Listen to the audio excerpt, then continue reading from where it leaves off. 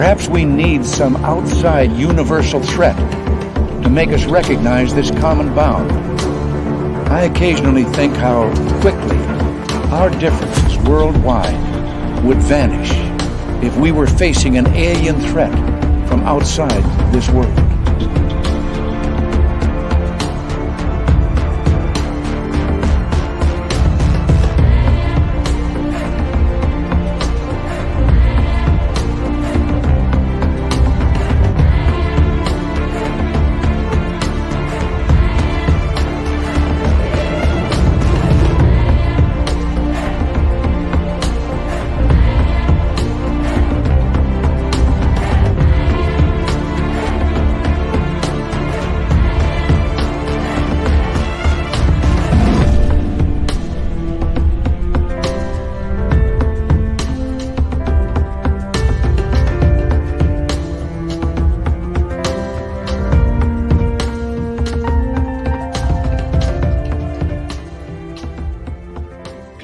Welcome to Space Town Radio tonight as we kick off a brand new week. Now, Vincent had made me a brand new intro, but I didn't have time to put it in. I'm having some computer troubles with the podcast side of everything, so I'm trying to get that going, and it's just pulling out my hair, but hey, that's all right. We got things going, and we'll make it happen here. Let's give a roll call here to everybody who has joined us so far tonight. Race fan in the gold medal position, Smithy in the silver. He's also kicking off the super chat tonight. Thank you, Smithy, for your unconditional support of Spaced Out Radio. We really do appreciate it. He takes home a silver medal. Todd Purdon with a bronze as well. Wreaking Havoc, Nightmare, Grand Paul Holland. How you doing? Good to see you all. Wes H., Mennonite Abe, Jeffrey DeRuin, the gorgeous Cosmic Floor. Thank you for coming on in. Mama Susan, we always love it when you're here. Mama Susan will be signing autographs after the show. Line up to the left of the studio if you don't mind. To the left of the studio. There's gorgeous Larry, Sunsaver, Lester Taylor, and Mule Skinner. How you guys all doing? Good to see you here. And where else are we? Magnus Zerum, nice to have you back. The Fapster, gorgeous Kathy Evans. Bigfoot Anon is here, along with Bigfoot Michigan Rob. Bigfoot Michigan Rob will also be signing autographs after the show. Line up to the right of the studio. To the right of the studio. There's gorgeous and talented Kira. Thank you for joining us. We really appreciate it as we continue on with our roll call tonight. And who else we got? Raven is Ryan, the gorgeous Laura Elizabeth, Uncle Dale and his power stash are here. Remember, if you see Uncle Dale in Austin, Texas, go rub his mustache for good luck right through January 1st and into the new year. All right, moving on here with roll call as we continue on. There's our man, Black Dragon, one of our favorite veterans who listens to this show. Spooky Morales, how are you, my friend? Nice to see you. As we continue on, there's Mondak. Pam McSee looking lovely tonight. And who else do we have joining us tonight? Well, let's take a look. Richard Elmore is here. Triple Act. Nice to see you. Hi, gorgeous Carol. Sensational Sherry. Steve Muir. How are you? Nice to have you all here. Facebook user. Good to have you here. Papa Willie. Gorgeous Tammy Finnegan. Kason Lee from Sri Lanka. Right on. Nice to have you all here. Thank you for joining us. The gorgeous Anne Celine. I am having some audio troubles, Anne, with KPNL, so I'll try and get that up ASAP. Zochito Paez looking gorgeous tonight. There she is. And who else is joining us? Let's see. Rooted in Gorgeous Sacredness. War Eagle. Hey, Thomas Fessler. Thank you so much for that awesome super chat. Really do appreciate that, my friend. And thank you so much. Thomas has a great show called Disclosure Tonight on YouTube. He's a big supporter of ours. We're a big supporter of his. I listen to his show every single night before we head on out and get this show going. So, Thomas, thank you for your love. You can catch Thomas 6 days a week. Go to Thomas Fessler, and he will gladly accept your subscription to his channel. JR, nice to have you here. Lee Poping, how are you, man? Good to see you. And who else do we have joining us so far? Hi, Nikki in Seattle. Looking good. And, where are we? 67 Giacomo. Welcome to our channel. Project Blue Book. Thank you for joining us. Hi, lovely Lynn LeBlanc. Nice to see you. Bill H. Good to see you. Hold on a second here, guys, because we are almost booted up here. Chad Smith is here. The Chad Smith. Hi, Sandra. Hi, Sandra. Hi, Sandra. Carfanibre, nice to see you. And we are just a few seconds away from going here. And I'm going to just concentrate on getting this thing going. If it hurries up.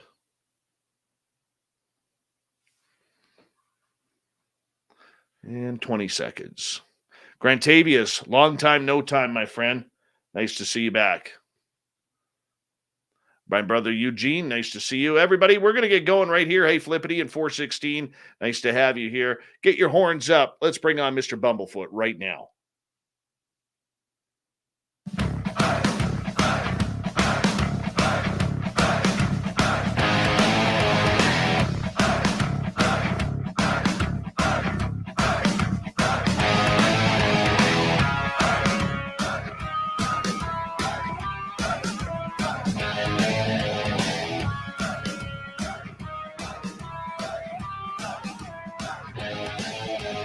From the mountains of central British Columbia to you listening around the world, this, my friends, is Spaced Out Radio. I am your host, Dave Scott, sitting in the captain's chair of SOR headquarters. We welcome you to tonight's show on our terrestrial affiliates around North America, digitally on TalkStream Live, Revolution Radio, and KPNL. All of our archives are free. Go to youtube.com/Spaced Out Radio. Do old Davey the favor, hit that subscribe button. You can follow us on Twitter at Spaced Out Radio, Instagram at Spaced Out Radio Show, and now on TikTok at Spaced Out Radio. Our website is spacedoutradio.com. We have a plethora of features for you, including Rocking Out to Bumblefoot, reading Shirky Poo's Newswire. Check out our swag as well. Tonight's show is brought to you by Chive Charities. Help make the world 10% happier by visiting Chive Charities today. You can find them on our website.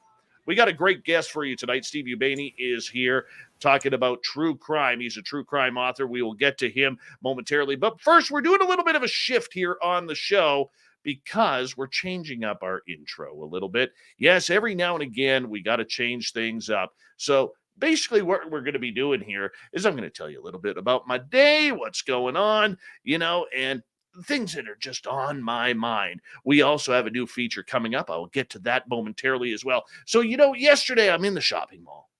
I really am. And I'm doing my Christmas shopping.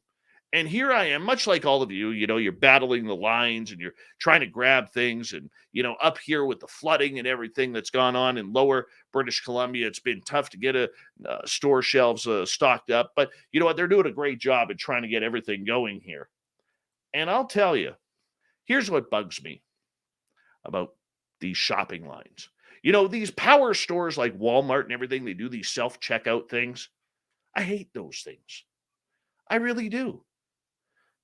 Are you like me where you just kind of go and you use a human being who's actually ringing your stuff through your till? That's what I do. Maybe I'm right, maybe I'm wrong, but I mean, those people who go to the self-checkout, they must not like people who have jobs. There was like triple the lineup of people going to the self-checkout rather than going to a human.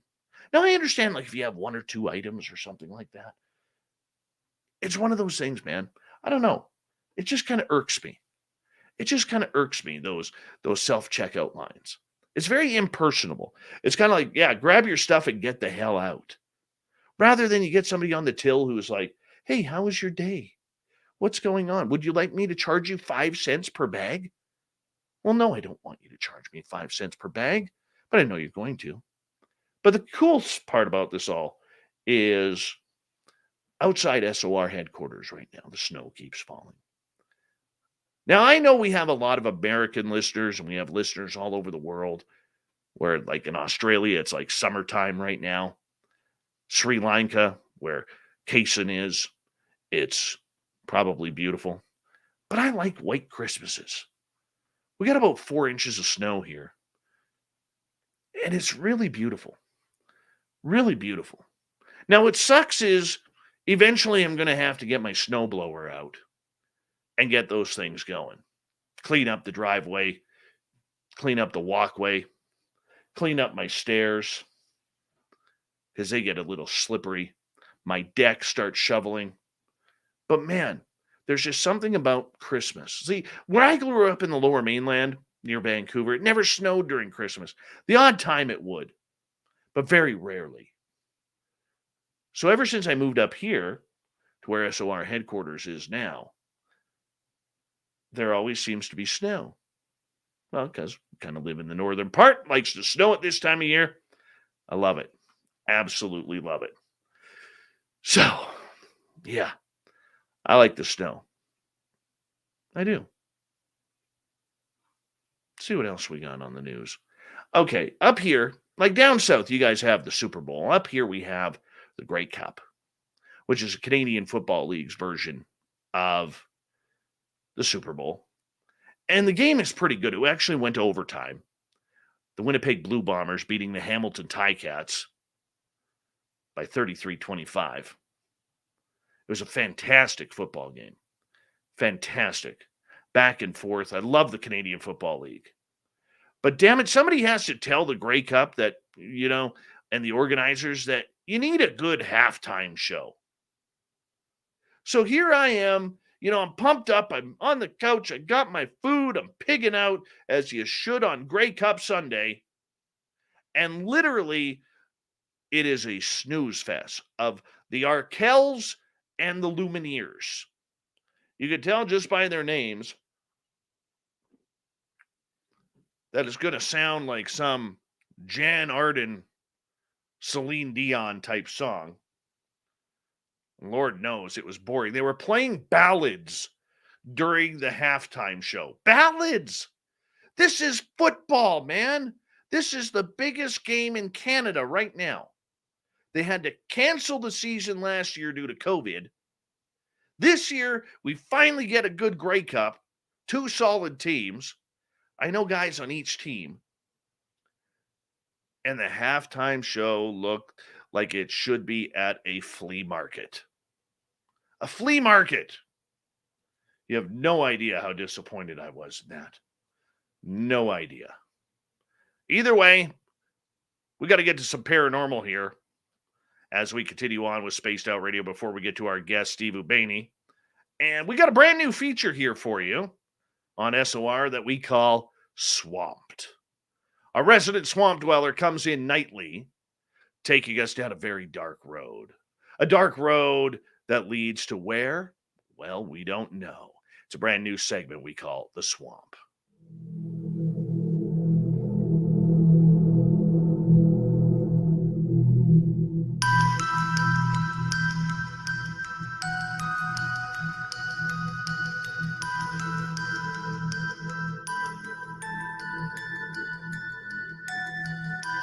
Hi, Spaced Out Radio listeners. This is Swamp Dweller. It's time for your nightly dose of spookiness on the show. If you have an interesting encounter or a spooky story that you would like to share, be sure to submit them in at swampdweller.net. You can also find our YouTube channel at youtube.com/swampdwellerreads. Now, let's chill out, relax, and together, let's enter the swamp.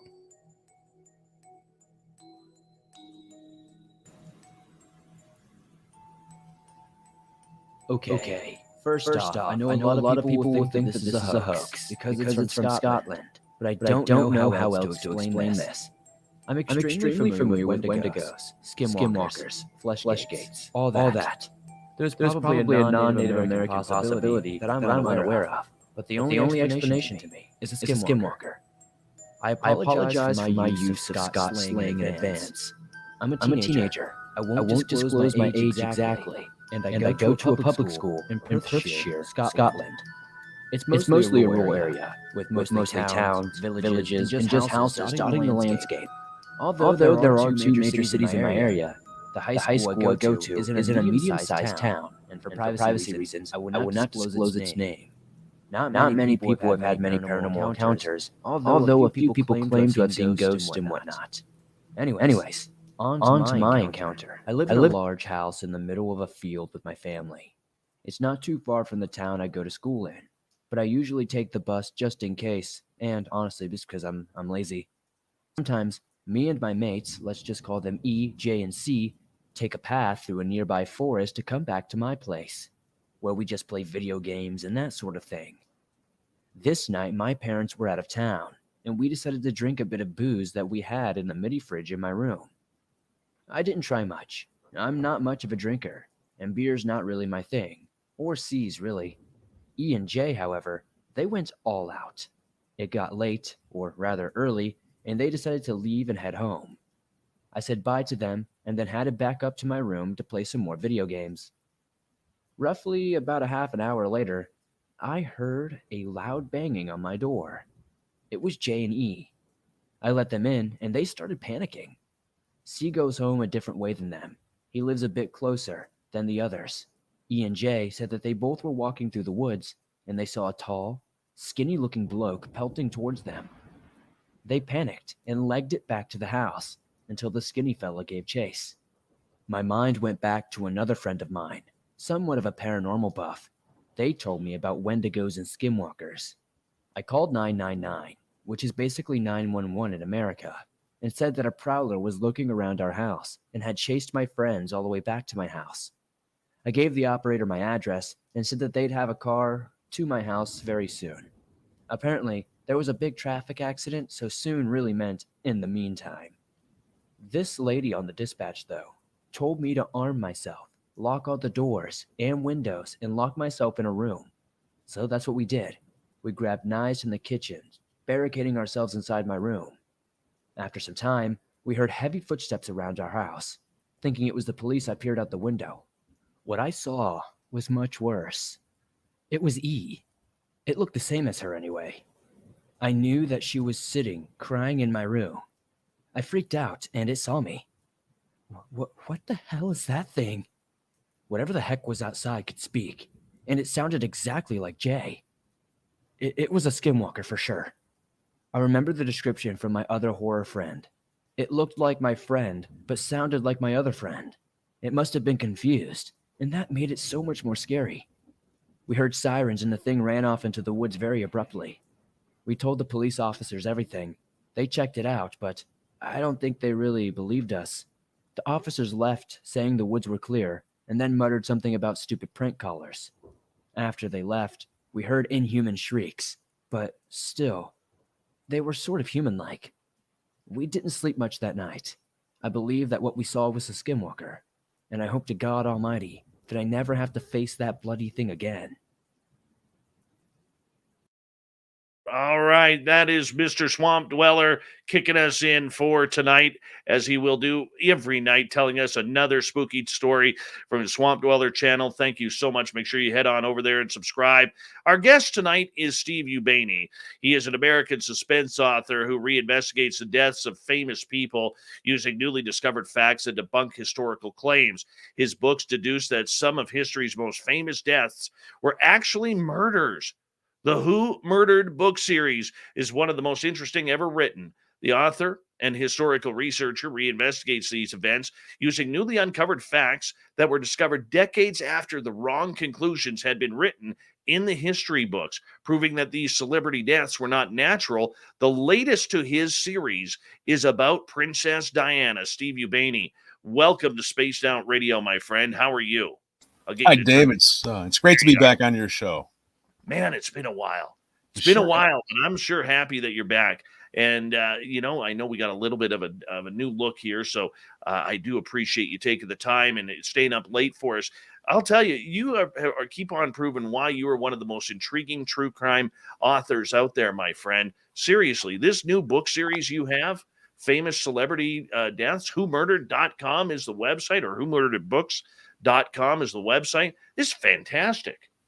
Thanks. I appreciate that. You have to really be obsessed by it. I'm a history nerd, I'm one of those people, you have to be obsessed by what you do. If not, do something else, some people skydive, some people rock climb. I do this, I'm a weirdo. What fascinates you about true crime? I'm a history buff altogether. So I dig into all facets of history, and these specific people that I've written about, to me, it's just very obvious after the fact. Decades later, when deathbed confessions come out and documents are declassified, I can go back in and I can solve these things. And when no one else is looking, I'm looking. So to me, that's fascinating. So for you, how do you choose a case that is intriguing? Do you just pick a name out of the blue and say, today I think I'm going to look into how Prince died, or how Robin Williams died, or something along those lines, or does there have to be some sort of intrigue to it? I look into all kinds of things, and I write about what.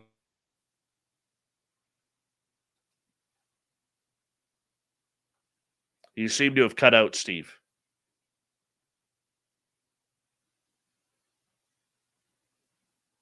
Steve, are you there?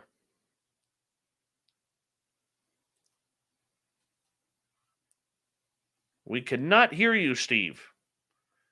Hopefully your phone line did not die, or your computer line did not die. Boy, we're just having all sorts of fun tonight, aren't we?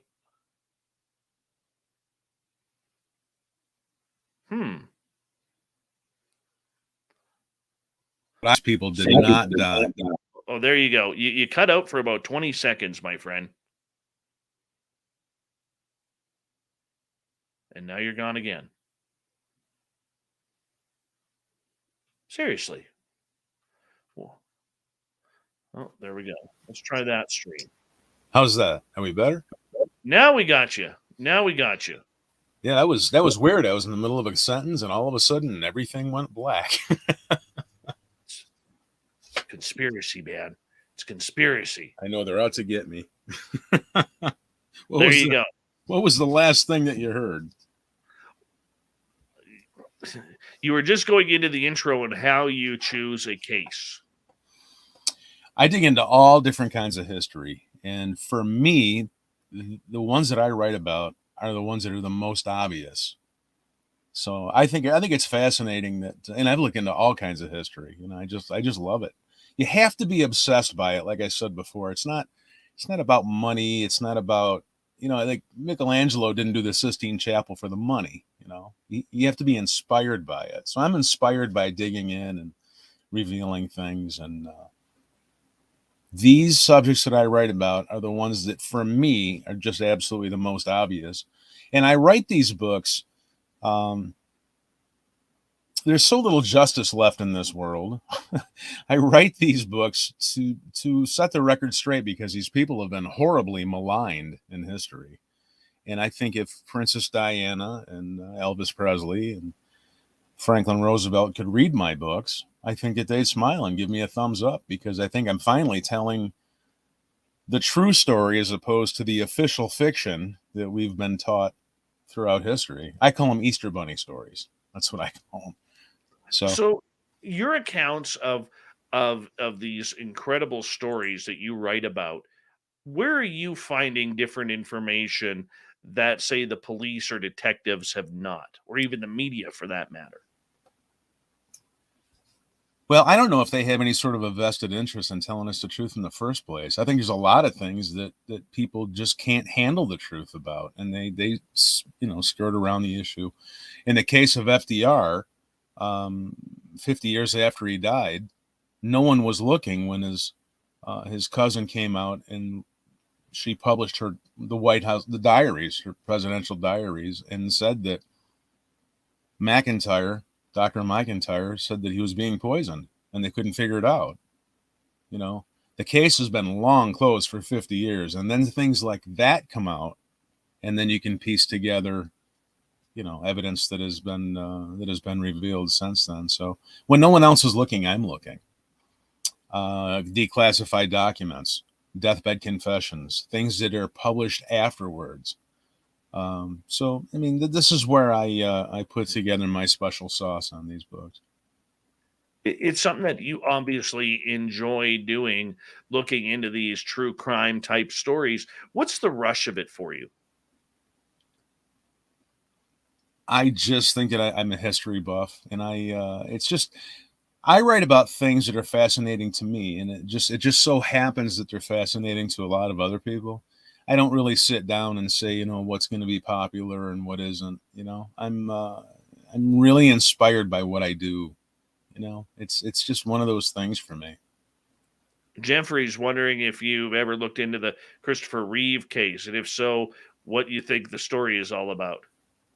You know, I I was gonna write a book on that one, but one of my friends was doing it, and I'm not gonna put my nose in that trough because he's writing one. I think it was very suspicious. There's been a lot of the great question, by the way. There's been a lot of suspicious things. What's suspicious about that? About Reeve, Christopher Reeve? Yes. I just don't think the circumstances surrounding it were natural. In the same way that Sonny Liston is another one that who died very mysteriously. You have these in this Princess Diana book. I have what I call threads of insanity. All of these high-profile celebrities and high-profile people have the same sanitized death scenes. They have planted evidence to spin people off. The people who are supposed to know what they're doing when they investigate these at high levels in the government suddenly forgot to do their jobs. The autopsies are a joke. The autopsies are done before the cause of death is announced, before the toxicology reports come back. That happened in the case of Elvis Presley. So all of these things, and they're listed in Who Murdered Diana, the book that we're going to discuss here in a minute. All of these things have these threads of insanity that goes all the way through them. Even JFK. JFK is getting his brains blown out, and the body is taken. They take his body into Parkland. Secret Service is washing the blood splatter out of the limousine. Nothing like sanitizing the death scene, so there can't be an investigation. Elvis Presley's death scene was sanitized. So if you look at all of these little threads that go through all of these things, it's kind of hard to ignore after a while that all of these people just suddenly forgot how to do their job. Kaysen brings in a good point here in our chat room about Jimi Hendrix. There's a lot of people who believe he was murdered as well. You know, I thought that for a long time. That's out there on the web. I actually know someone who's tight with the Hendrix family. His brother is still alive, and I have poked into that a little bit, and I was asked kindly not to look into it any further. So I kind of took my cue from that. Well, with 90 seconds to go here before we go to break at the bottom of the hour, what kind of cue were you given? I'm sorry, you broke up. Say again. What kind of cue were you given on not to investigate or write that story? Someone in their family is working on that story, so I was told. So eventually they're gonna come out with their version, and I try not to step on toes if I can. So I don't blame you. I don't blame you. I mean, you don't want to steal the thunder if somebody else is doing it, because then in the end you either look like a copycat or a thief, right? Like there is no winning either way. Right. I like to, I don't want to be that guy, so I like to get virgins know if I can, I like to go where most people haven't gone and haven't come up with what I've come up with. So, I mean, the good part about it is you're never done with the subject matter.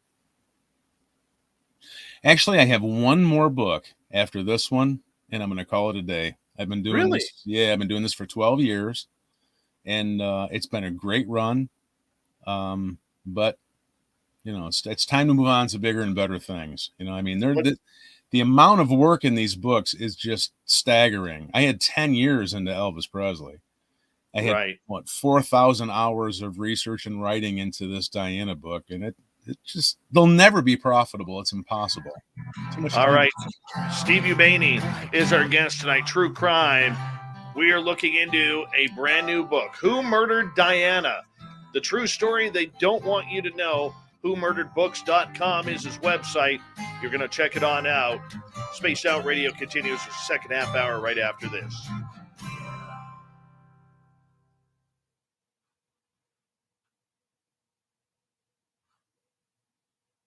Hello, this is your guitar man, Ron. All right, we are clear. We are clear. Just a reminder, the audience can hear us, Steve. Well, that's great. I just wanted to remind everybody, you're up in Canada, and if they wanted to buy books, that would be kind of expensive to get up there. So I wanted to tell everybody out there that I'm on ebook and audiobook as well with all of my books. So if they wanted to get my work, they could always get it that way. I don't want them to spend all kinds of money. Most of our audience is in the U.S., so you're safe there. All right, bravo. There we go. See, we make sure we take care of you, man. Make sure we take care of you. You know, I'm in the Buffalo, New York region, so I have friends in Toronto, and I'm up in your country all the time. So lots of neighbors to the north, lots of friends up there. There's some okay people over there, as long as you're not Maple Leaf fans. You know, they're the dangerous ones. No, I'm a Boston Bruin fan. So. How do you live in Buffalo and be a Boston fan? Years ago, there was a time where hockey existed before the Sabres. Sabres didn't come into the 1970s, so we were watching something. True. I was a little kid, you know. Very true. Very true. Spicy Cat Design, otherwise known as Genster. Welcome to our chat room. Rono welcome back. And Sonny from Paranormal Chop Shop. Appreciate you coming on in. And let's see here. Who else do we have that's new? That's it so far. BBD Warrior and Solar Warden. Nice to have you both here. Appreciate you. Man, out of all the nights I didn't want, because I was starting the new feature tonight. And, of course, it has to not work properly. But what do you do? What do you do? We'll make it work. Sorry about that, Steve. Not a problem. There, now we're kind of getting... Now my computer is actually starting to run. All right. I think we're almost there. Oh, no. We're going to pause now. Yeah, there we go. All right. There we go. All right.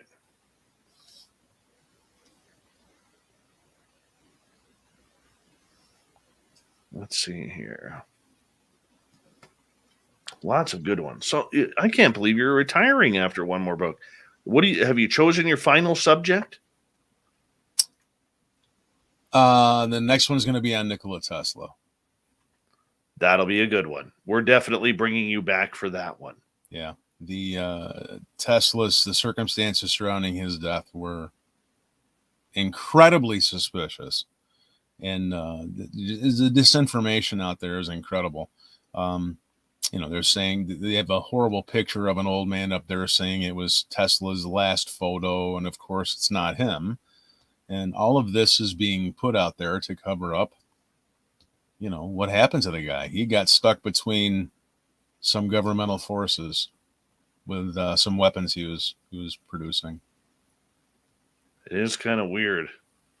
Definitely would love to bring you back on for that. Yeah, anytime. Make sure you pencil us in for that one, man. Anytime. I don't remember if we ever did this Elvis Presley story or the FDR. No, we did not. So did not. I have. So we can do. We got like 3 new interviews to do with you. Yeah, before man. You called it the day. Anytime. I think though, dude, you're a writer at heart, and I think that maybe I'm speaking out of tongue here, but I think that you are you'll find your happiness somewhere and restart. I'm just gonna, when I say I'm moving on from writing, I'm gonna move on out of this venue. I'm gonna write about other things. I don't want to get typecast.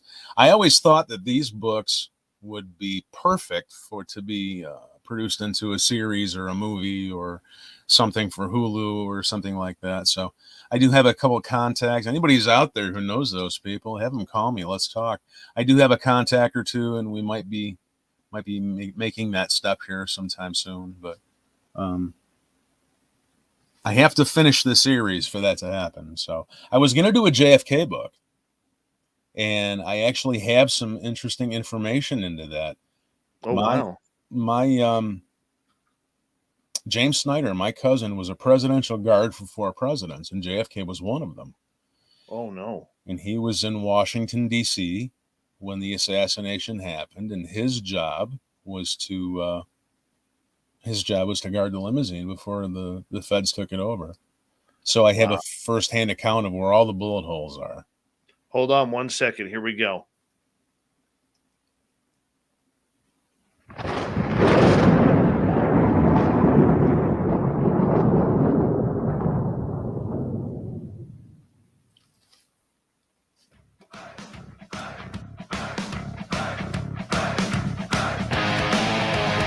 Second half hour of Spaced Out Radio is now underway.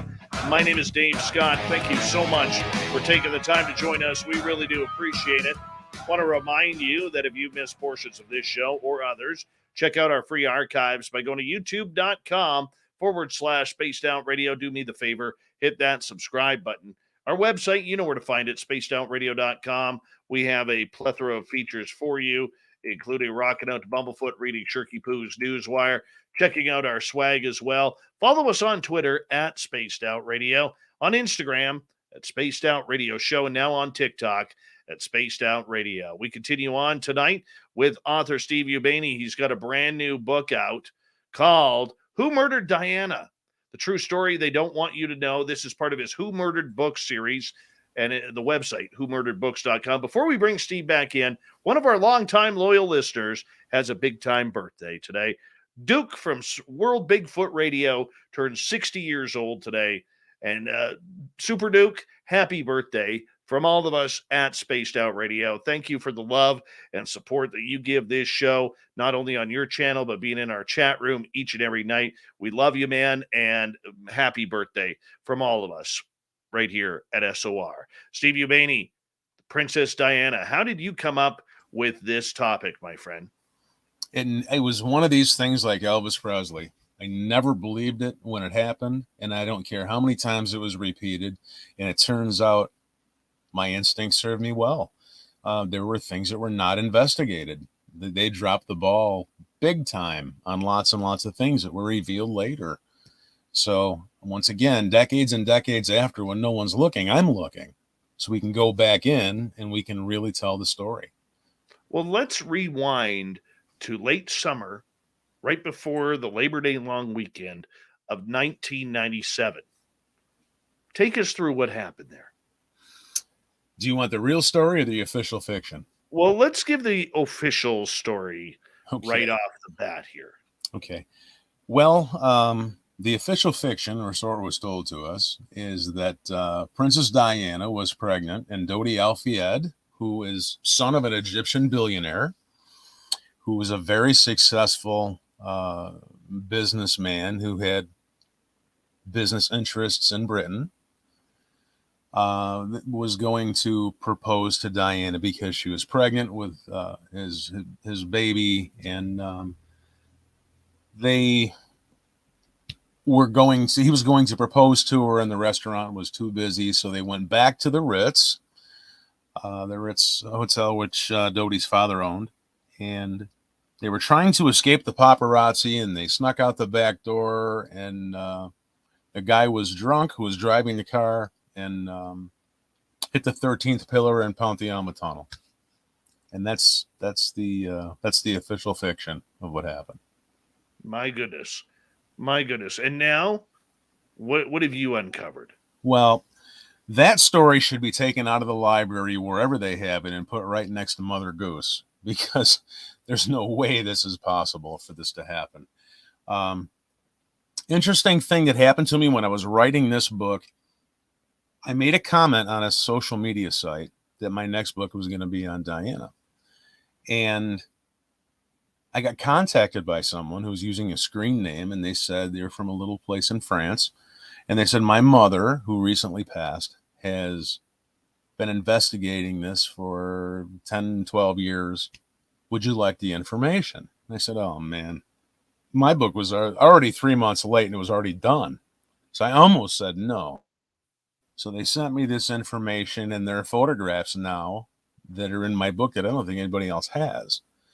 Also in this book, which really was a capstone of some of the stuff that I had uncovered, 40 some days before the crash, this person was at the Bilderberg conference outside of Atlanta, it's 45 days before the crash. And the plot to kill her was actually overheard. by people she was obstructing their route to riches.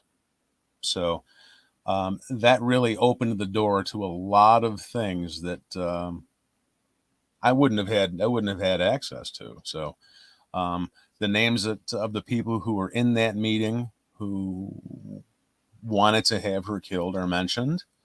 You'll never find that anywhere else. So there's a lot of things here that it's in my book that aren't anywhere else. Princess Diana was getting death threats. She was using a body double. Some of the photos that were sold to the paparazzi, or sold by the paparazzi to the mainstream media in the U.S., were not even Diana. So, all of this, came about through a lot of investigative work. They were saying that she was showing, she was pregnant with Dodie's kid. Their relationship lasted exactly 4 weeks. It's impossible to show a baby bump at 4 weeks. At 4 weeks, if you're pregnant, your baby would be about the size of a poppy seed. So all of this legend and lore is kind of ridiculous. I'll give a little background, if it's okay, as to how this whole marriage started and how all this nightmare scenario for Diana actually happened. The biggest conception about her is that she was a commoner. She was not. She was actually royalty. And Princess Diana and Prince Charles were cousins. They go all the way back to 1327. This is boring, but history nonetheless. Princess Diana was actually by lineage royalty in France and by marriage royalty in Britain. So she was a Spencer. Her father was the 8th Earl of Spencer, and they were generations of careful breeding to be the wedding stock of the royal family. And Prince Charles was actually dating Diana's sister at one point, and that somehow went south. So he ends up with Diana, who was a little bit younger and now is of age. And the Queen actually approved Diana for the marriage because she had all the hallmarks of a future queen. She was of the right stock and the right breeding. She was a virgin. She was well-mannered. Here's Prince Charles, who's romantically involved elsewhere, who he's actually married the woman now that he was involved with since 1971. So he's 32 years old at this time. She's 20. Pressure is now coming on him to sire male children and keep the monarchy going. So that's the backstory on this whole affair and how all of this came into being. And it never should have. They were completely mismatched. Princess Diana was very, very sad. She was trying to commit suicide before the wedding. He was romantically involved elsewhere. There's just no way this could ever end well. So that's the backstory on this whole thing. So then the divorce happens. They were both behaving badly. And this queen is a pretty smart lady. She's pretty sharp. She probably wanted to clunk their heads together like something in a Three Stooges movie, because the tabloids were having a ball with both of them. She was behaving badly. He was behaving badly. And the tarnish that was happening on the crown just was not good for anyone. So there became a time where they had to go their separate ways. After that happens, Diana is trying to reinvent herself, and she's attaching herself to causes. And the causes and the jilted lovers building up to the crash are what cost her life. The first cause she got involved in, she tried to make herself into this Mother Teresa supermodel sort of figure, and she did a really nice job of it. She was really something else. She could play the media like a fiddle, and it was just unbelievable how she could pull this off. So the first cause that she got herself involved in was the AIDS epidemic. And she's going around the world breaking all of the social mores of people who have AIDS or are suffering from that affliction at that time.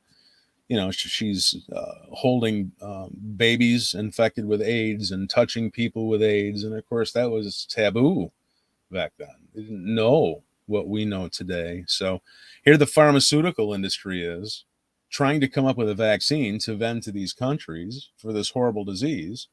And she's out there showing everybody how terrible it's not. So she kind of got in the way of them vending their vaccine to multiple countries. So they weren't necessarily thrilled with her.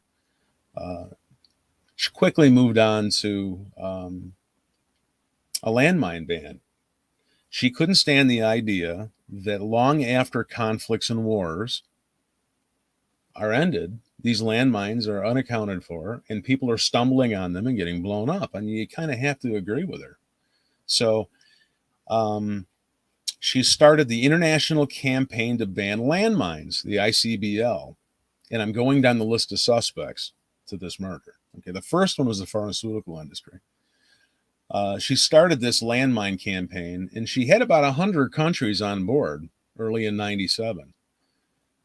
One of the things that she did where she got, the first time I think she really got threatened was in July of 1996, where she goes to Angola to, again, get some press on this anti-landmine ban and cause a media stir to, you know, be seen with children who are missing limbs to get, you know, to work the media and get the other countries on board. Because at that time, the United States wasn't on board. There were a couple other countries that weren't on board, who later did get on board with this. So there's a man out there named Alan McGregor who had been given interviews in the UK, in The Sun, in The Mirror, and a couple other ones. And this is quoted in my book. And I tried to get a hold of Alan McGregor so I could get an interview, but the guys, I couldn't find him. I hired private investigators to find him and couldn't find him because I really wanted to get more information. He states in his interviews that he paid £100 million to people in Angola who were threatening to kill the princess when she got there to do this media event. So there's a lot going on here. And again, you don't know this when this crash happens. This is something that rolls out later. You know, I think that interview is, I don't know, 5 years old or something like that. There's no way that would have been told at that time. So Angola is a nightmare for her. August 18th, she goes to Bosnia. Same thing. A big media spectacle trying to get other countries on board with her anti-landmine ban. This is 13 days before this murder happens. And finally, President Clinton joined the other global leaders and signed this treaty. The timing of her death was pivotal. September 19th was supposed to be the date that they were going to, it was the final date for this anti-landmine ban. All of the countries were going to ink it and they were going to move forward with it.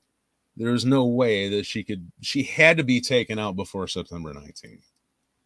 So my list of suspects are obvious. The royal family, the paparazzi, the international arms brokers and or the military industrial complex, and the pharmaceutical industry. And there's a couple jilted lovers in here. So this is the list of suspects that I gather from my book. And all of my books are written the same way. I gather the people who have the axe to grind, and I run them through the criminal process. Motive, means, and opportunity. So I kind of let the evidence write the book. I keep my personal likes and dislikes out of it, and I just follow the evidence where it goes. My book is different because, to my knowledge, everyone who has written books like this have been from the UK or that section of the world. And they were looking at it through the lens of the royal family. I'm not transfixed on the royal family. So My conclusions are a little bit different.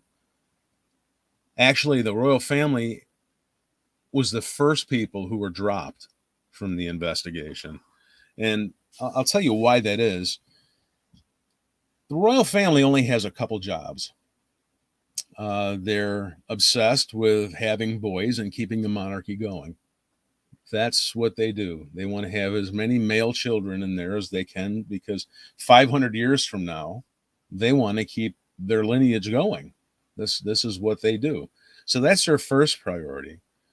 The second thing that they do is they appear as dignitaries in ceremonies, and they behave in a regal fashion, and they keep up appearances. And the third thing they do is act weird and stay away from people. That's what they do. They have three functions. They enjoy the fruits of the vine, and they act stuffy and weird and stay away from people. And to me, it doesn't really matter around the world what kind of government you have. If you're a communist or a socialist or a capitalist society, you want complacent people. They're easy to rule. You don't want uprisings. So if the royal family, in my estimation, had everything to lose and nothing to gain by trifling with Diana. So they would have been they're upset with her. They wanted her to shut up and go away. And they were probably elated that she had met somebody and she was moving on, hoping that she would get this out of her system and stop being the scorned divorcee that she was. So it's interesting side note here that all of these people knew each other from birth. There's only so much royalty in that country. The Spencers and the royal family had known each other for generations. The Alfied family had known the Spencers for generations. In fact, when Diana's father died, Dodi's father used to check in on the family to make sure that they were okay, and they'd see if they needed anything. Or actually, he went on to employ one of their relatives at Harrods. He owned Harrods department store. So there's no strangers among these people. They all know each other. And again, these are things that come out through digging. This wasn't told to you when they told you that the paparazzi did it. And then, of course, later the driver was drunk. They only tell you what they really want you to know. This is why I call it the official fiction. So this is the backstory to this. Not only is she getting threatened by other countries, she's being threatened from within her own country. Diana's life was in grave danger, actually. In 1995, she was driving an Audi and she suffered brake failure. That almost killed her. There were people after this woman. There were two or three warnings actually that came from in the country of Britain. Two by newspaper, one by Earl Howe, who's a British defense minister, who put a warning in the newspaper and told her, we don't need this woman. She's a loose cannon. She needs to stop. That was kind of a casual way of saying, knock it off. Peter Viggers was a politician and member of parliament who put something in the newspaper, and I think it ended up in the tabloids as well, telling her that you don't add a lot to the sum of common knowledge. You don't know what you're talking about when it comes to the international arms and the sale of international arms. You need to stay out of it. And she continued. I don't know if she thought it was a joke or a game or what, but she continued on this trek. The final one came by phone, and it's in the pageant report. It's covered in the pageant report. The pageant report was basically the British damage control document, which mirrored very closely to the Warren Commission report. I think they used it as a pattern for the pageant report, who reinvestigated Diana's death later on. And this came in February of 97. Nicholas Soames was a British Armed Forces minister who said, quote, and this was overheard by someone else who was in the room, don't meddle in things you don't know anything about because accidents can happen. That's a pretty telling quote. So she's being warned to knock it off, to the point where she pens a letter and gives it to her attorney, saying that if anything happens to me, MI6 is going to be the one who murders me. Her attorney keeps this thing and holds it, and nobody ever saw that letter until after the pageant report and the inquest was done. I don't think that MI6 was involved directly in that, because in my estimation, if MI6 wants you dead, they're not going to warn you. They're just going to take you out. Anybody who's trying to warn you is trying to keep you alive.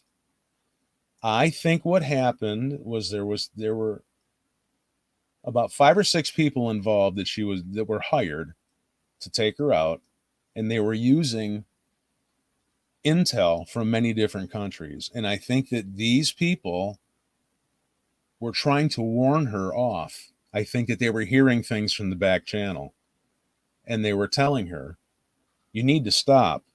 You're in over your head. I think the military industrial complex had a lot to do with it, especially in my book where I outlined the meeting at the Bilderberg conference, just 40 days or so before she died. They laid it right out on the line. And let me stop you right there for a second. How did you come up with that information from the Bilderberg meeting? Actually, that was luck. Every now and then you get lucky. This was mailed to me by the packet of information from the people in France. They're the ones who uncovered it. So I get this packet of information. It's like 300 pages, and it has photographs and everything in there that I don't think anybody knows or has ever seen. And I couldn't give them credit in the book because they never revealed who they were. I go back on the social media platform to acknowledge the fact that this packet came to me and I did receive it, and they had removed themselves as a user. So they really didn't want anything to do with it. They wanted it to come out, but that was it. So I was kind of stuck with this information, and I actually debated, wow, what do I do with this? Do I use it or not? And I decided to just tell the truth. When in doubt, tell the truth. This is what I got. This is what it says. And, let the story write itself. I think that 99% of the people on this planet, I think, are nice people. And I think that we're basically tolerant of each other. And I don't think we bother each other very much. We have different belief systems and so forth. But we also have to come to the realization of the fact that there are bad people in this world, and they do not share our values. And these people are out there for hire. And I think she got across, frankly, she pissed off the wrong people. And she got in their line of fire, and they tried to warn her off. There are countries in this world whose entire gross national product depends on the sale of arms, be it legally or illegally. There's not a lot of money in peace. There's money in war. There's not. Healthy people and peaceful people are not profitable people. And on that note, Steve Ubaney, we are done hour number 1 on Spaced Out Radio. Hour number 2, we're going to continue the talk about the death of Princess Diana. I think it's one of those days where we all remember where we were back in 1997 when we found out the People's Princess had died. Was it a car accident? Was it murder? Author Steve Ubaney, WhoMurderedBooks.com is the website, and his latest book, Who Murdered Diana, the true story they don't want you to know. We return on Spaced Out Radio right after this.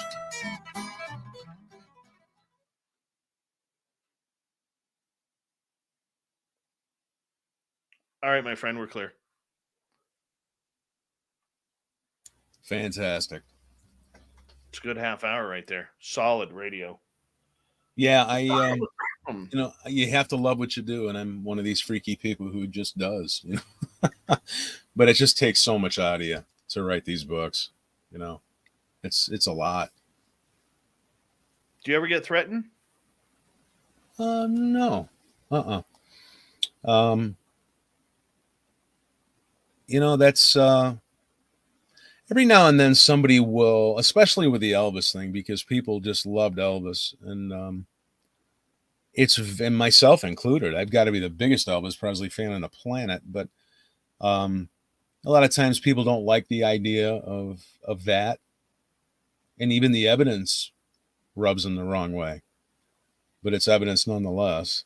That one we'll have to, you know, we'll have to cover at some point in time. You know, the only backlash I've ever gotten is, you know, people who are stuck with their confirmation bias. And it doesn't matter how much evidence you present, they're not going to move from, you know, their love affair with Elvis or their love affair with Diana. And some people just can't handle the truth. And that's the truth, you know. I mean, some people, you know, like to believe that there's a Santa Claus and an Easter Bunny. And, you know, sometimes, you know, the truth hurts. The truth hurts. Very true. Very true, my friend. We got about what do we got here? About 4 minutes. How long have you been doing this, Dave? Well, we've been doing this now 7 years. 7 years. Yeah, I know you've been on. I know you've been on a while because I think it's been 3 years since I've been on your show.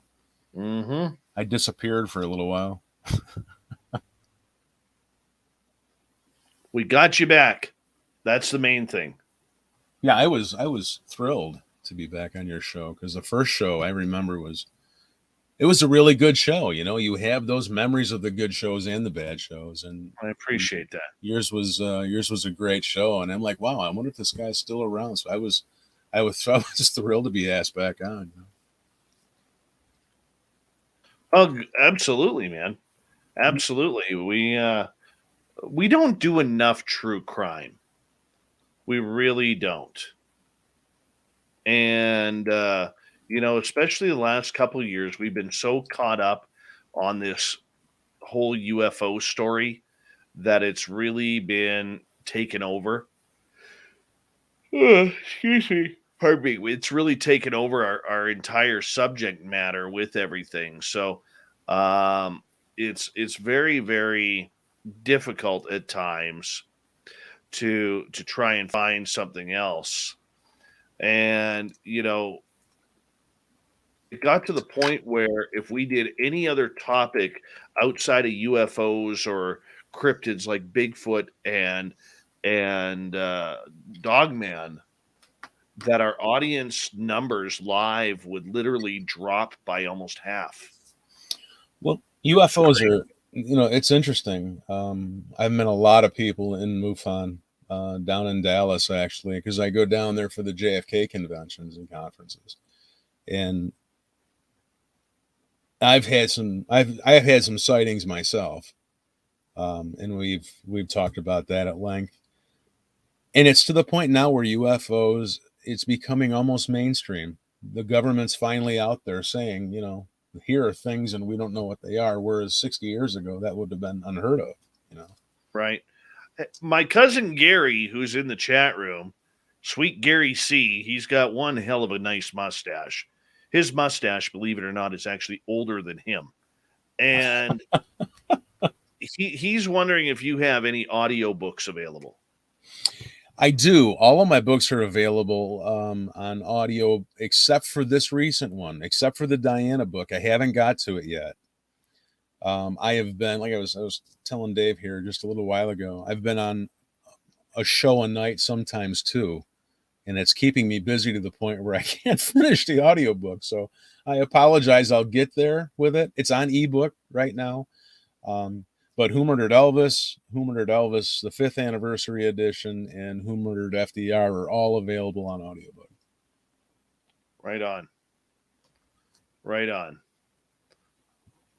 Yeah. Everybody give a shout out to cousin Gary and his mustache. two separate entities, two separate area codes. Cousin Gary is a 780. His mustache is a 403. That's what I'll say right there. That's what you get for living in Alberta. So you're getting some snow up that way, huh? Oh yeah, we only got about 4 inches. It's snowing beautifully right now. I love it. I love it when this first snowfall. Now, the crappy part about it is this snow that is here now will also be here in April, but that's okay. Yeah, you get some serious snow. I'm in the Buffalo, New York area, and we get lake effect snow. But in the last few years, you know, it's snowed like crazy, and then it's gone. It's not like it was when I was a kid, you know. Right. Same as near Vancouver. 1 second here. Big thank you to Jeffrey DeRue and times two, Thomas and Smithy for the super chats. The super chats are a wonderful way to support what we do on this show. If you love Uncle Gary's mustache or Cousin Gary's mustache, hit up that super chat because we could get him a new mustache comb for it. Here we go with hour number 2, everyone. You're listening to Spaced Out Radio with Dave Scott. Follow Dave on Twitter at Spaced Out Radio and on Facebook, Spaced Out Radio Show. Hour number 2 of Spaced Out Radio is now underway. Thank you for joining us. My name is Dave Scott. We really do appreciate earning your listening ears wherever you are on this beautiful planet we call Earth. Hello to everyone listening in on our terrestrial affiliates around North America and digitally on TalkStream Live, Revolution Radio, and KPNL. All of our archives are free. Go to youtube.com/Spaced Out Radio. Just do me a favor. Hit that subscribe button. The Desert Clam has set the password for tonight in the SOR Space Travelers Club. Axismus. There it is. Axismus is your password. Use it wisely, Space Travelers, as the Clam sets the password each and every night right here on Spaced Out Radio. Our website is spacedoutradio.com. We have a plethora of features for you, including rocking out to Bumblefoot, reading up on Shirky Poo's Newswire, and check out our swag as well. Follow us on Twitter at Spaced Out Radio, Instagram at Spaced Out Radio Show, and now on TikTok at Spaced Out Radio. Yeah, Bree is doing a great job with our TikTok, by the way. Hey, we're continuing on with a little conspiracy theory tonight. Author Steve Ubaney is with us. Got a brand new book out. It is a series called Who Murdered. WhoMurderedBooks.com is where you can find them. Who murdered Princess Diana? Who did it? Was it a murder? Was it a car accident? This is what we're finding out tonight. And Steve, we welcome you back. And I want to go back to 1997 here for a second, my friend. Do you remember where you were when you heard the news of Princess Diana? I do. How about you? Is this a memorable thing for you? I actually do. I just got over nose surgery. And by the way, anybody who does rhinoplasty as something that they just figure they want a new shape of their nose, don't do it. It's the worst pain ever. But I couldn't breathe out of my nose because old Davey used to play hockey really rough. And yeah, you know, you get in a couple of fisticuffs, and the next thing you know, your nose is broken and you can't breathe out of it. And when you're in broadcasting school, that is never a good sign when you can't breathe out of your nose. So I had to get my nose fixed. But in the meantime, I was working part-time at a sports bar in my town, doing some nightly DJing on the weekend and keeping the tunes cranked. And I remember I had a bunch of my classmates from college in there. They were all drinking it up. I was spinning the music, and all of a sudden it came across, on at that time, CNN actually reported news. And they came across that Princess Diana had died in a car accident in the tunnels heading to France. And everybody was like, the entire bar absolutely went silent, completely silent. How about you? Where were you? I was in the pool in Las Vegas, Nevada with my girlfriend. And my neighbor comes running out and says, "Oh my God, Princess Diana just got killed in a car accident." And it was one of those moments in your life where, well, the world took a collective gasp, first of all.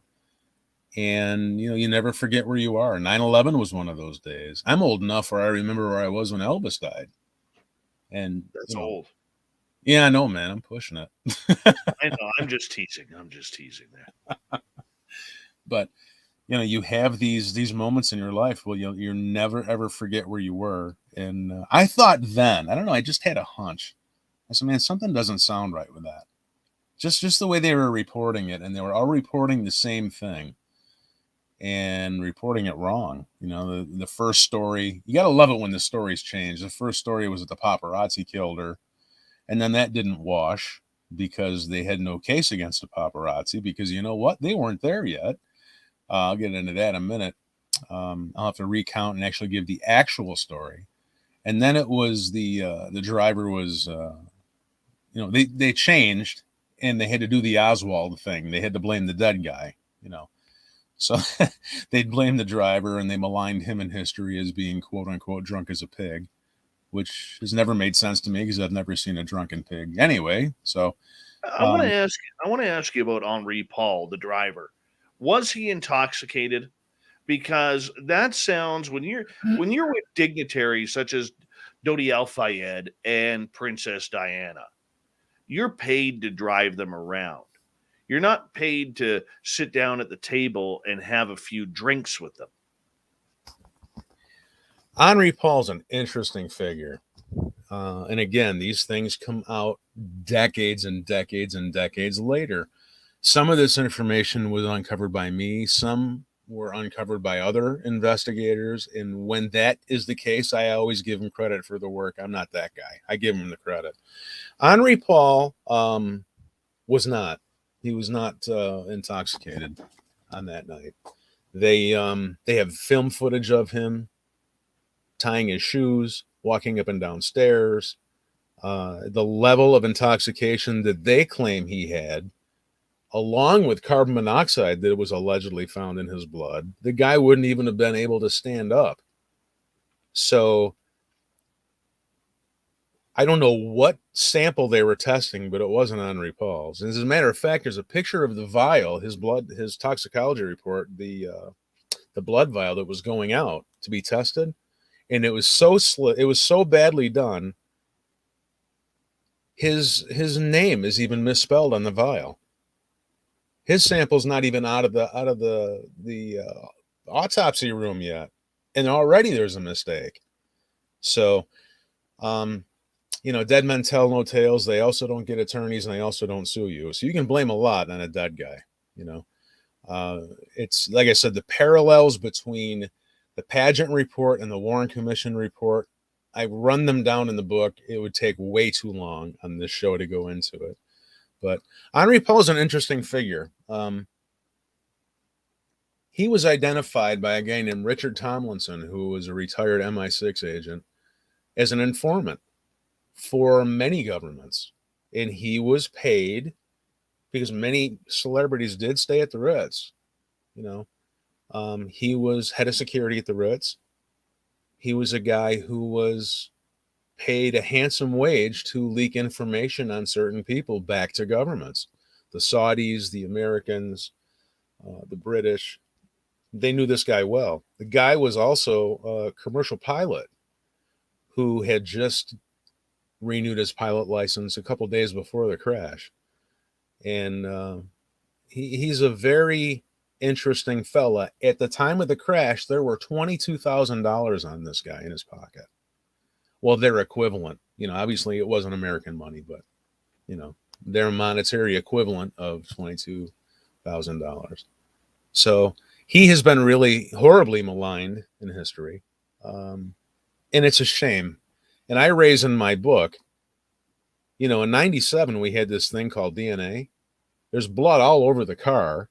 Why didn't anybody match the DNA blood from the car to the blood sample to see if it was his blood they were testing?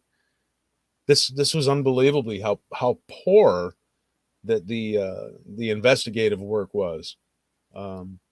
So should we go back to the night and tell the real story? Sure, let's do that. Okay. Okay, so what really happened is Dodi El-Fayed wants to take Princess Diana out to dinner. If he was going to pop the question or not, I don't know. It's been debated both back and forth. We'll never know. The only fact that remains is that they wanted to go to this restaurant called Chesbonnet in Paris, which is a very popular, very posh restaurant. And the El-Fayeds have their own security team because they're very wealthy, very important people. So they have their own security team and their own limousines. And that day they had 3 of them, which is traditionally what's done. You have a lead car, the middle car is where the dignitaries are, and then you have a follow-up car. And they do this with most motorcades because it's the best way in a motorcade to protect people, unless it's a convertible. So the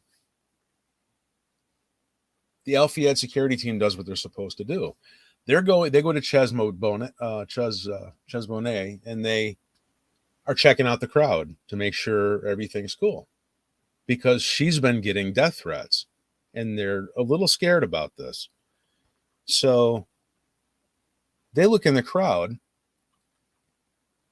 and they see people that don't belong there.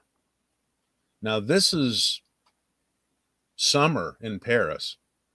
There are people there with stocking caps on and winter clothing, heavy jackets, and they're like, well, wait a minute here. These people aren't tourists, and they're not paparazzi, because the El-Fayed security team and the security team at the Ritz know each other really, really well. They pay each other back and forth for tips. So, like, the security team will pay paparazzi for tips so the paparazzi can vend their photographs, and then they'll give them a kickback. So these guys know each other well. They know who the paparazzi are and who they are not. These people are not paparazzi. So they get the word back to Dodi. This is probably not the greatest of idea to go here. So they decide to turn around and they go back to the Ritz, where Dodi and the princess had gone to the Imperial Suite, where they always go. It's familiar to them. They go back. Dodi makes a phone call to his father and is reporting this back to him. There's some problem with some suspicious characters. We decided to stay here. And Muhammad El-Fayed said, great, good idea. It's so dangerous. There's so many people out there. Everything you need is right there. Just stay there. So the driver is dismissed.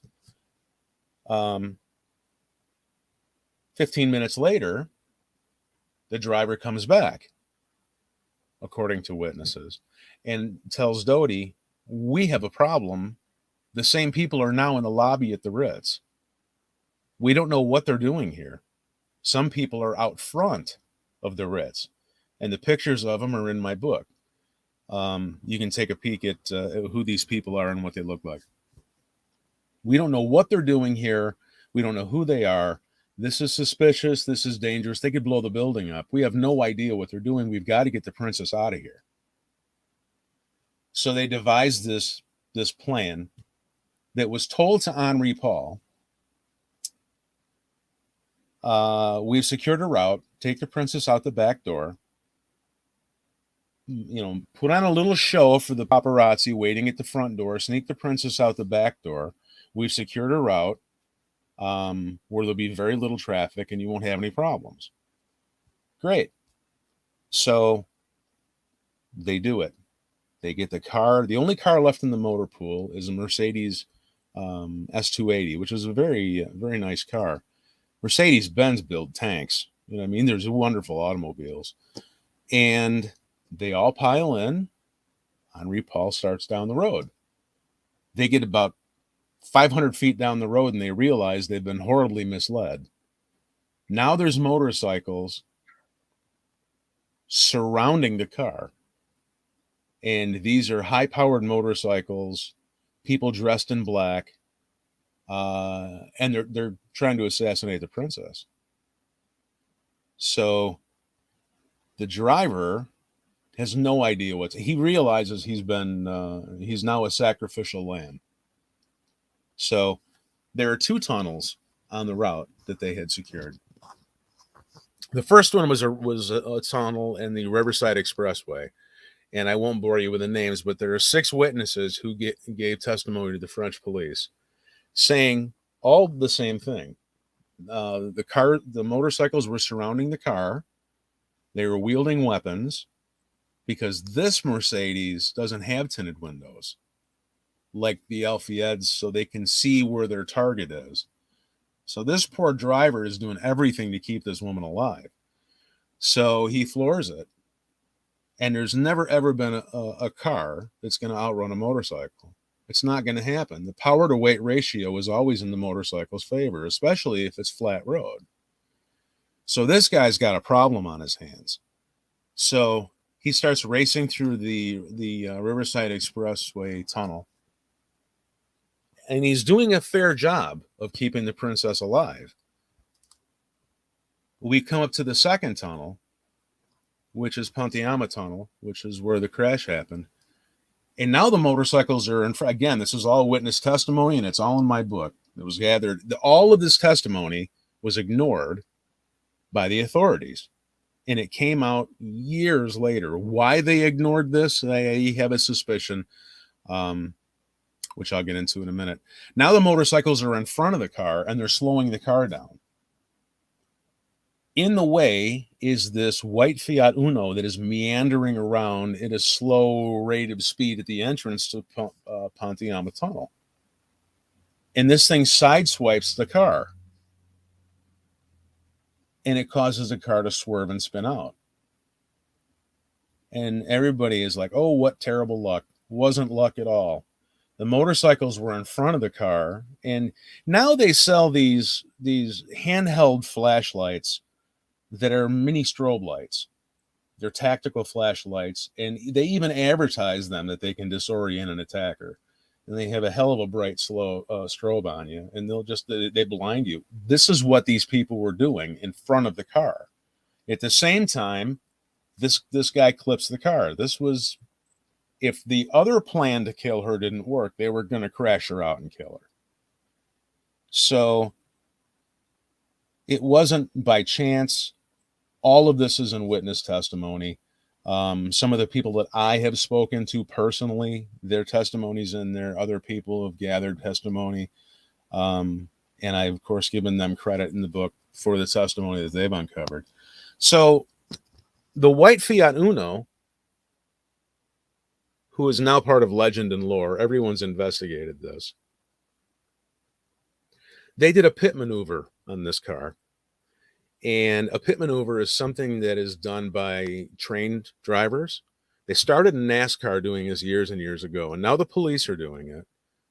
The pit maneuver stands for precision immobilization technique. Why do I know that? Because I'm a geek and I have to know that. Okay.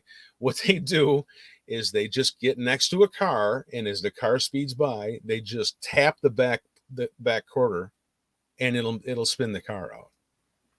That's what happened. That's why they crashed in the tunnel. It was planned. It was a planned thing. They've been doing it in NASCAR for years. The police are doing it now. If you ever see one of these police video chases and they spin a car out, watch how they do it. That's exactly what happened to that Mercedes S280. So they hit the 13th pillar. And it's a hell of a wreck. It really is. But they all should have survived it. The crash test rating on that Mercedes S280 is actually at a higher speed than what they hit this at. They hit this thing at about 55 miles an hour, which is way too fast for that tunnel. But there's a reason he was going 55 miles an hour, and he slowed down to 55 miles an hour. There's a couple witnesses. One of the people that I interviewed and spoke with, his name was Jack Firestone. He was an American tourist who was in the tunnel when the crash happened, him and his wife, Robin, and their son. And he gave firsthand accounts of what he saw. And that, of course, that's in my book too. So the car is crashed.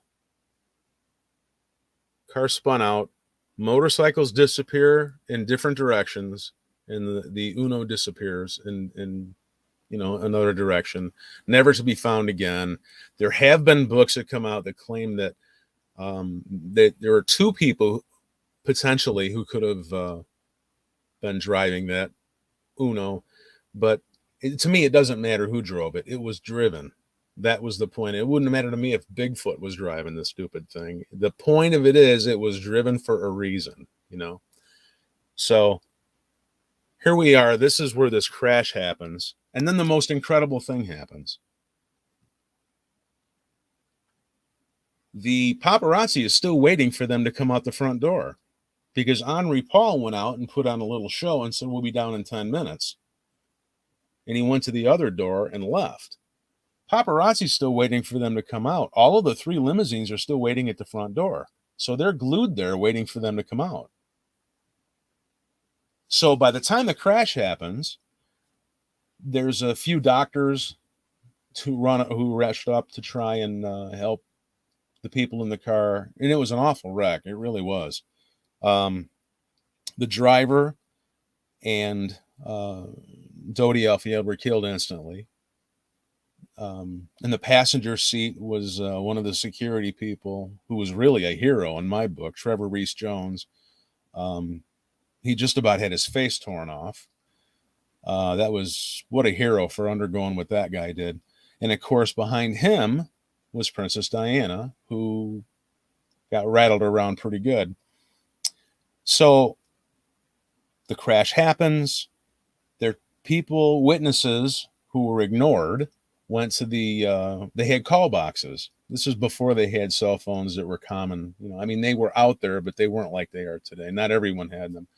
So there was a couple people who went to the local call boxes to call police, and the police just had no interest in this accident, which is incredible to me.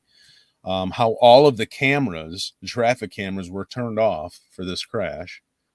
Was it happen that way because they had planned that ahead of time, or was it just a technical glitch? Is anybody's guess. For me, it's just a little bit too convenient. So now, Princess Diana, the photos that everyone has seen of the crash are completely fake, of Diana dead in the car. That's been circulated out there in legend and lore for years. That was filmed somewhere, and it's not even close to being true. I have photographs in my book of what she looked like. People were taking pictures of her through the window. They're black and white. She's upright. She's wincing in pain. And there's someone trying to get to her through the door and open the door to attend to her. And they're not allowed to. There's one policeman on the scene who's taken charge of the scene now, and he's not letting anyone touch anything. One of the people who wanted to help the princess was an American attorney named Stanley Culbreth. And he's another one who gave testimony that was ignored. So the ambulances, so now the paparazzi show up as the authorities. 40 seconds. Okay. So now the paparazzi is showing up at the same time the police are showing up. So the police put 2 and 2 together and come up with 57 and a half, and they arrest the rest of paparazzi. Keep them for 30 hours, take their cameras, do cavity searches, and all of a sudden they realize they have no case, so they blame the dead guy. We got to be at your break.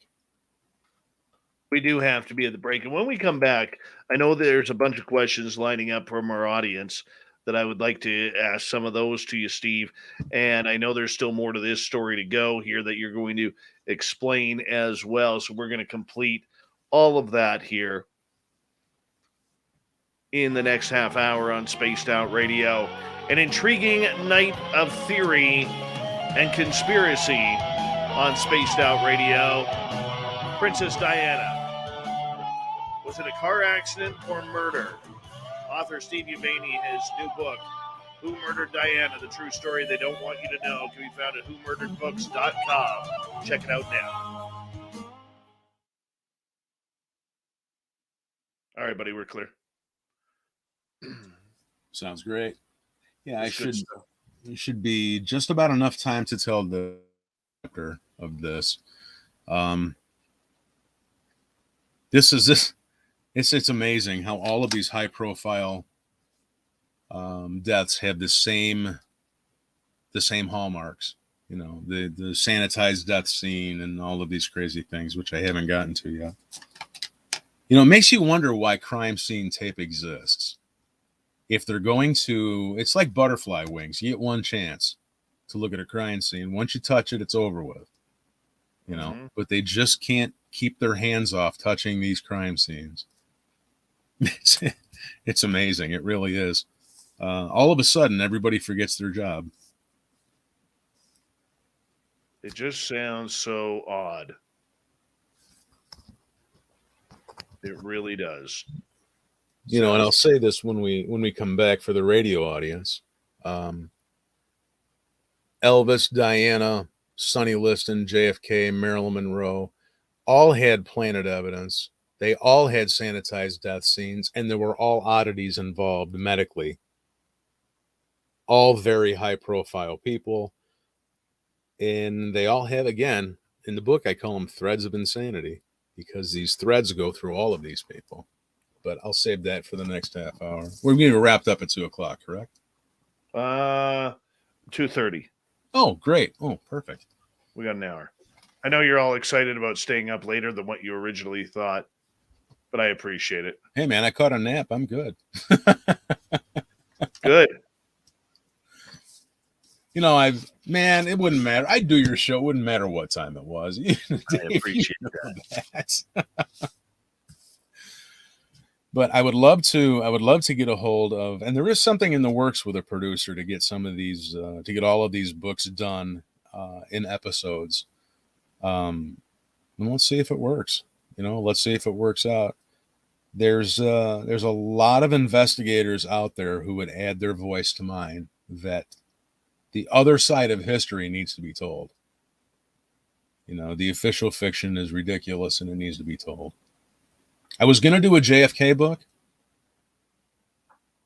but you know, what do you think of all the hype recently about all these QAnon people hanging out in Dallas waiting for JFK Jr. to arrive? Saw it firsthand. I saw it firsthand. I don't know. He just didn't arrive. I don't know what's going on. Roger Stone was down there 2 days ago, and he had a little meeting with them, happenstance. And, you know, I don't know what to think. I do know that when they were down there on the November 22nd, they were doing the moment of silence for JFK. They do this all the time, every year at the moment of his assassination. You know, I mean, they're like in Dealey Plaza, spinning their tires, acting like goofballs. You know, it kind of brings shame on anything that you believe in when you behave like that. You know, right? Kind of not good. But as far as what they're doing down there, I couldn't begin to guess. You know. But, you know, your conduct has to be a little better if you want people to take you seriously. I mean, you can't be acting like a chucklehead out there doing stuff like that. You know, I wasn't very impressed. But hey, who knows? Maybe he will show up. I hope he does. I have a lot of questions for him if he shows up. Right? You know, we don't ever know these things. It's a wild world we're living in. You know, if you'd have told me 30 years ago that some of the things that we have going on in this world right now are commonplace, there's no way I would have believed you. But here we are. Oh, I hear you, dude. I hear you. We've got about 1 minute here.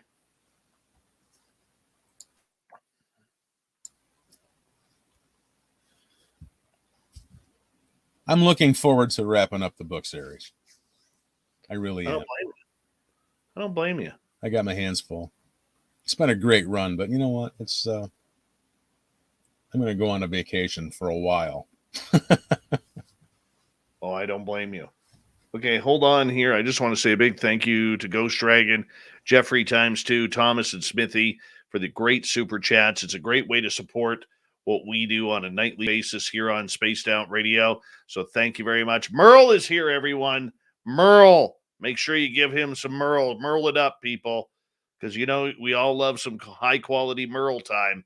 All right, and we're going to get going. Thank you to all the veterans here who are checking us on out. You always have a safe home here on Spaced Out Radio. Here we go.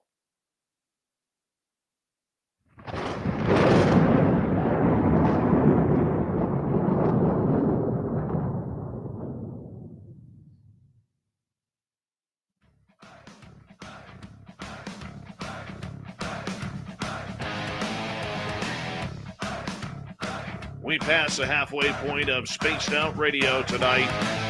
My name is Dave Scott. Thank you so much for taking the time to join us. We really do appreciate earning your listening ears. We want to remind you that if you missed portions of this show or others, check out our free archives by going to youtube.com/Spaced Out Radio. Do old Davey the favor, hit that subscribe button. And of course, our website is spacedoutradio.com. We have a plethora of features for you, including rocking out to Bumblefoot, reading Shirky Poo's Newswire. Check out our swag as well. Follow us on Twitter at Spaced Out Radio, Instagram at Spaced Out Radio Show, and on TikTok at Spaced Out Radio. We continue on tonight. Steve Ubaney is here. He's the author of a brand new conspiracy book called Who Murdered Diana? The True Story of What They Don't Want You to Know, or the True Story They Don't Want You to Know. And it's an incredible series that includes a book about Franklin Delano Roosevelt, the former president, and Elvis Presley. WhoMurderedBooks.com is the website. Steve, welcome back. All righty. Where do we leave off with this? Well, we were talking about the crash site, how the police, the paparazzi had arrived, and the police were immediately starting to arrest the paparazzi. Oh, yeah. They added things up wrong. So they take the paparazzi, and you have to feel sorry for them because they strip searched them, they cavity searched them, they took all of their camera equipment, tore all of their film up. And this is why very, very little film footage or snapshots exist of the crash for that reason. So my question is why? People just don't hide things that aren't worth hiding. What's the difference if they're out there or not? If there's nothing to hide, why hide it? It's like when you redact something. Abraham Lincoln's assassination documents are still redacted. Why? It's like JFK. They released this new information a couple years ago, and it's all redacted. Well, if there's nothing to hide, why hide it? Makes no sense to me. I don't know, maybe somebody out there has an answer with a bigger brain than mine. I can't figure it out.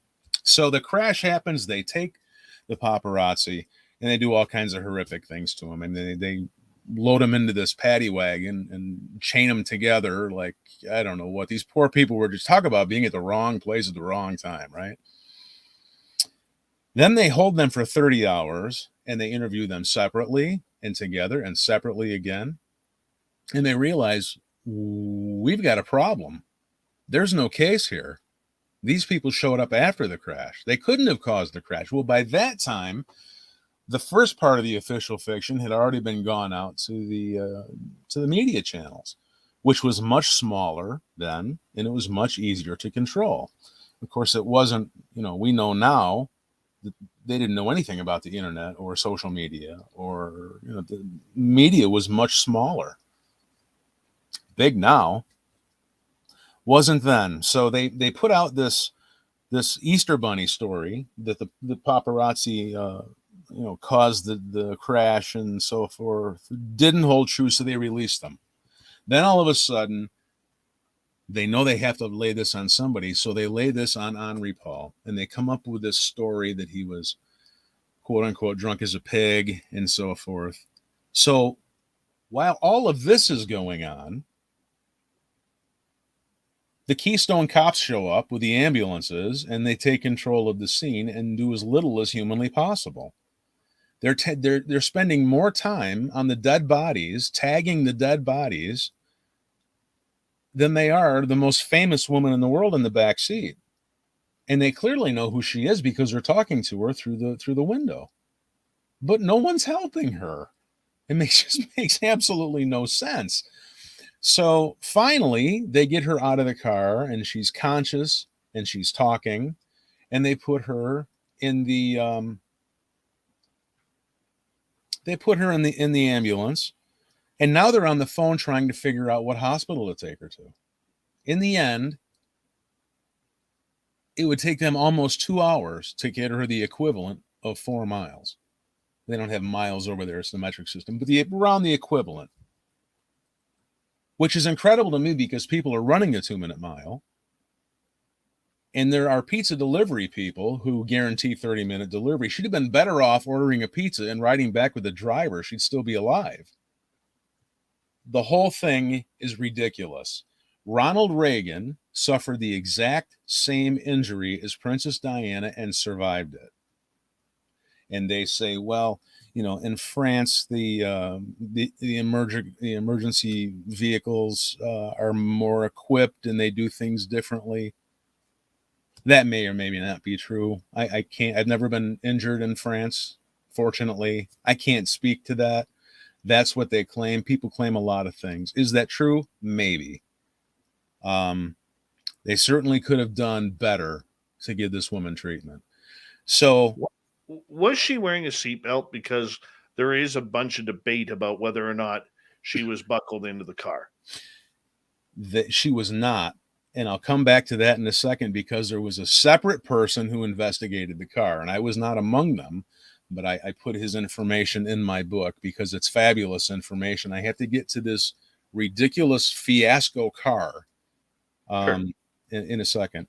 So they get her to the hospital, and her life is ebbing away. By the time they get her to this hospital, she's all but dead. So they get to the hospital, and there's virtually nothing they can do, which to me, well, you can draw your own conclusions on what I might think about that. So now there's no crime scene tape going up. There's no investigation. There's no nothing. She's pronounced dead. They take the car. You guys said you get one chance at a crime scene, just one. Once it's touched, there's nothing you can do. So they're not putting up crime scene tape. What they do is they load this mangled Mercedes S280 on the back of a flatbed and haul all the evidence away down the streets of Paris at 2 o'clock in the morning. And they call in special equipment. In my book, there's a picture of it.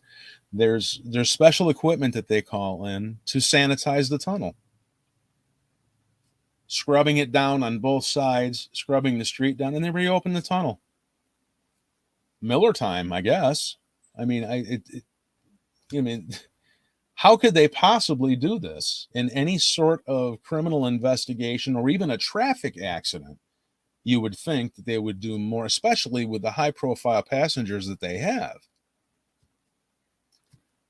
She was not wearing a seatbelt to everything that I have uncovered.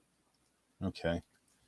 And here's why. There was an investigation done into the vehicle. That vehicle was a Mercedes-Benz is flipping out. They want to know what's going on because they know what I know, which they told nobody this back then. That vehicle those people should have survived because that car was meant to take that crash with airbags. Why did this vehicle behave differently than it's supposed to? Question asked, question answered. On the pageant report on page 418, and I know that's boring, they say the speedometer was stuck. The French say the speedometer stuck was 121 miles an hour, or the equivalent thereof. The British say it was stuck at 144 miles per hour, or the equivalent thereof. Finally, Mercedes-Benz had to get involved and say, upon an impact, the needle goes to zero. We have both governments covering up and lying now. And in any courtroom in any country, that is the very definition of conspiracy. Don't even look any further. Okay, so the car, very interesting thing going on. That car, a few months before that happened, was stolen from a restaurant in Paris on April 20th, and it was stripped for all of its parts. The thing was an empty shell. The engine was stripped. The relays were stripped. Hi there, this is Dave Scott from. Sorry, hit a button there. I apologize. Better you than me. I'm pushing buttons here. So this car is a mess. The electronic brain that controls the power steering, the power windows, the speedometer, and the anti-lock braking system were stripped. So they get this thing back and they rebuild it. Fuses are missing. Relays are missing. The seat Why would they rebuild that car? That's a great question. I mean, these are aren't the type of people who just can't say, look, we'll just get another one. You know, that's the $64,000 question. I don't have that answer for you. So this car is not right. And Mercedes-Benz knows it's not right. So they offer 3 times to inspect this car for defects, and they're rejected. Their offer is rejected all 3 times by both governments. In fact, the only people who inspected this vehicle were people who were paid not to find anything. So a little bit of backdrop into this ridiculous vehicle that they pile the most famous woman in the world. They put her in this. Okay. So now they have the story about Henri Paul being drunk, and he was drunk as a pig. And now we have to go down this ridiculous rabbit hole. Okay. So they start to investigate Henri Paul. Nothing's mentioned about the equivalent of $22,000 in his pocket. We won't talk about that. We'll just talk about, we'll fabricate some story that he was drunk. So they go to his apartment and they search it, looking for anything Easter Bunny story narrative that they come up with. And all they find a light. Remember Pepsi Light? Remember that? Horrible. This was his favorite drink. He had all kinds of Pepsi Light in his apartment. He had a bottle of champagne in there that was corked. And I think that there was half a bottle of Ricard in there. Not fitting the narrative. So they leave and they start interviewing his friends. And one of the people they interviewed was his best friend, Claude Garrick. And he said he wasn't on prescription medicines. He wasn't a heavy drinker. He couldn't have been on any of those things. He just got his pilot's license renewed. They never would have given it to him. You have to do all kinds of things to get that license. So they couldn't find anything to support this narrative that they're trying to concoct. So 8 hours later, they go back to his apartment and they search again. And gee, what do you know? They find enough booze there to stock Mardi Gras. They find gin, they find champagne, they find everything but Jim Beam's corpse in there. You know, it's easy to find things when you're the one that plants it. So here comes this narrative. So if you follow this rabbit hole down, this guy has just been found guilty in the court of public opinion. He never had a trial. He never had the opportunity of that. Kind of a parallel to Lee Harvey Oswald. Blame the dead guy, no trial. The parallels between these two reports are amazing. And I go through them in the book, and I'm not going to bore you with them here. So the French does it. They do their investigative work, and they ignore almost everyone who comes and tells them about, we witnessed an assassination attempt. They ignored everyone who stepped forward, including Jack Firestone and his wife. Their information was lost somehow, some way. So the French take their information and they hand it over to the British. And this is 97. This happens, right? Well, there's a law in Britain, and it's called Britain's Coroners Act of 1998. And it states that an inquest should be held as soon as practicable. They didn't touch this until 2004. So it's 121 months, and I don't know what anybody's definition is of as soon as practicable is, quote unquote. But I'm willing to I'm willing to bet it's sooner than 10 years, a month, and 3 days. They Right. couldn't put this off long enough. And what ends up in the pageant report, it's a damage control document, because they've now they've hung this on the royal family. They've hung all this on the royal family. So the royal family's catching a lot of heat. And they have to concoct this document to spin this away from them, because Right. they don't want an uprising, and they're the perfect scapegoat for this. They're untouchable. This was done masterfully. Bridget wants to know in our chat room, and I'm going to start taking some audience questions here. Sure. What is your perspective on all of the security cameras in the tunnels being out that night? It's kind of coincidental. Well, I would have to agree. I don't know why, but it's awfully coincidental. It just so happens that she was warned by people in the British defense industry. Let's play this game called It's Just So Happens. Okay. It just so happens that she was warned. It just so happens that she penned a letter saying that she would be murdered, which never made it into the inquest, by the way. It just so happened that they had to pay £100 million ransom. It just so happened that suspicious people were in the crowd. It just so happened that the escape car from the Ritz was incorrectly put together. It just so happens that the eyewitnesses to the motorcycles with the guns, their information was lost. It just so happens that the pit maneuver happened from the white Fiat Uno. It just so happens that onlookers were prevented from helping Diana. It just so happens that it took 2 hours to drive 4 miles. It just so happens the media ran with the drunk driver story before the toxicology report was even back. They hadn't gotten the toxicology report. But the word came down, find him drunk. It just so happened that film of the crash was stolen on 3 locations the night after. There were some photographs that escaped. There were break-ins, one at 3 a.m. and one at 1 a.m. at photo labs in and around London. The only thing that was stolen, money wasn't taken, valuables weren't taken, camera equipment, hard drives, and computers were taken. And all of these things, it just so happens. It just so happens that all the witness testimony was lost by the governments. It just so happens that the witnesses were threatened.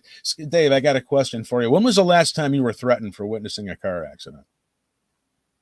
How about never? Well, these people were. It just so happens that there were 84 lies in the pageant report. The automaker wasn't allowed to inspect the car for defects. And there's like a couple more that I won't bore you with. You can't add all of these things. A couple of them you might say, well, maybe it just could have happened that way. All of these things just couldn't have happened this way, including the cameras being shut off the night of the crash. It's just awfully coincidental for me. The coincidence is too great. So I hope that answers her question. All right. Third Phase of Moon, who are actually former members of the paparazzi, are asking, can we ask you, Steve, what you think about Princess Diana's son's non-participation in finding out what's really happened? I don't know anything about that. I had heard, and oftentimes I get disconnected. Great question, by the way. My head is down researching things oftentimes too much, and I really don't know what's going on in popular culture sometimes, which is reason number 148 why I'm going to end this book series. I'd like to get a little life back. I know that they have been curious for years as to what's going on. There was something, you can't believe what you read in the tabloids all the time, but I read somewhere over the summer that they had one of the sons had her body exhumed. I don't know how true that is. I just certainly can't answer for these boys. And I kind of stay away from talking about them as much as I can because they've been through enough. You know, it's really sad when you're a young man and you have your mother ripped away from you that way. So these people have really suffered enough, and what they think about it, I'm sure I have no idea, outside of what I've read. Miss Pickles is asking, how do we believe anything we are told? Most history is written by dictators that want us to toe the line. Amen. Napoleon said it best. History is the lie agreed upon. It's true. It's true. I think that we're at a point now where we're starting to question some things. There's a big uproar about Christopher Columbus now. There's a big uproar about the origins of Thanksgiving. We're at this point now in our world where we're questioning things, but I think that we're questioning the wrong things. Christopher Columbus, to me, is kind of an interesting figure, but I think we need to apply that jaundiced eye to more important things, and we're not. This is where people like me come in. I know a lot of people are asking about whether or not, the rumor was true that Princess Diana was pregnant when this was going on. That was never confirmed, was it? It was not. And I think that this is something else that all of these suspicious deaths have. They all have planted evidence, red herrings that are planted. And they all have things in common. And I'll run down a couple of these things for you before I come back to their ridiculous pageant report. Elvis Presley, Princess Diana, Sonny Liston, JFK, and Marilyn Monroe. All of these deaths have hallmarks in common. And it would take someone like me who's had their nose in this thing for 15 years to come up with all of this information. Because if you look at one of these things, it's like looking at a blade of grass on your lawn. So many more of these, and I'm sure there's more that I haven't even uncovered. Okay, planted evidence. At Elvis Presley's death scene, someone planted syringes upstairs at Graceland. And they were the type of syringes that had no needle. They weren't the kind that you would find at your doctor's office. They were like the cartridge type. They were a skeleton type where you could pop in whatever cartridge you wanted. They were found all over the place. I ended up being friends with Dan Warlick, who was at Elvis Presley's autopsy, and that's covered in Who Murdered Elvis. And Dave, we got to do that story for the place. He took a magnifying glass and looked over every inch of Elvis Presley's body. There was not one needle mark on him. So that was just planted there to spin everybody's attention away. Okay. Diana, photographs where she allegedly was pregnant. And if she was pregnant, no one knows, but it was planted there to spin our attention away from other things. The more time we spend talking about if she's pregnant, the less time we spend solving the problem. This is done on purpose. JFK, the pristine bullet, suddenly emerges off a gurney in Parkland. This is more planted evidence to blow everybody's mind, The photo of Lee Harvey Oswald holding a rifle. And, was it his head superimposed? Did the shadows match? Everybody misses the point. They're trying to condemn this guy in the court of public opinion. They're so busy debating if the shadows were right. No one's asking the $64,000 question is, what is it doing on the cover of this magazine in the first place? Red herrings. Okay.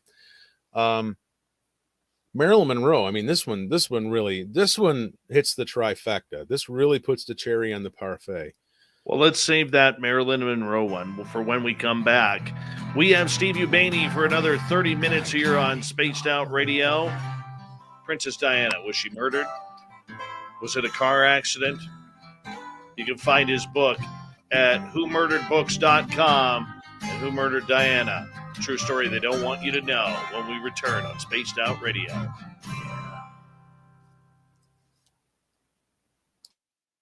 All right, I'm just going to run to the bathroom here. I'll be right back, okay? Oh, good, man. Do your thing. All right, I'll get you on mute.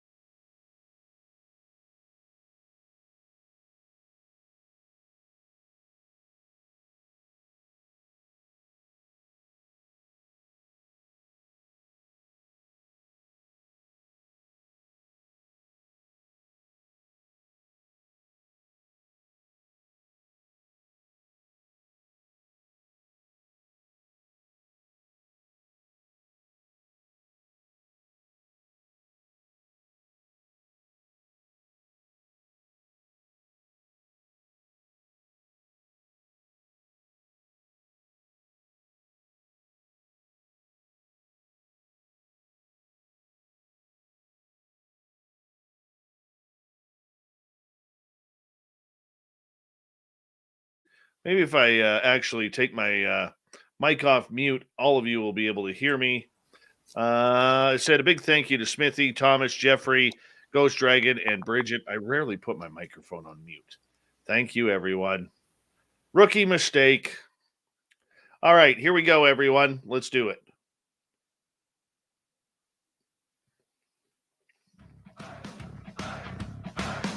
Would you like to connect with us? Head to spacedoutradio.com for all your latest show info.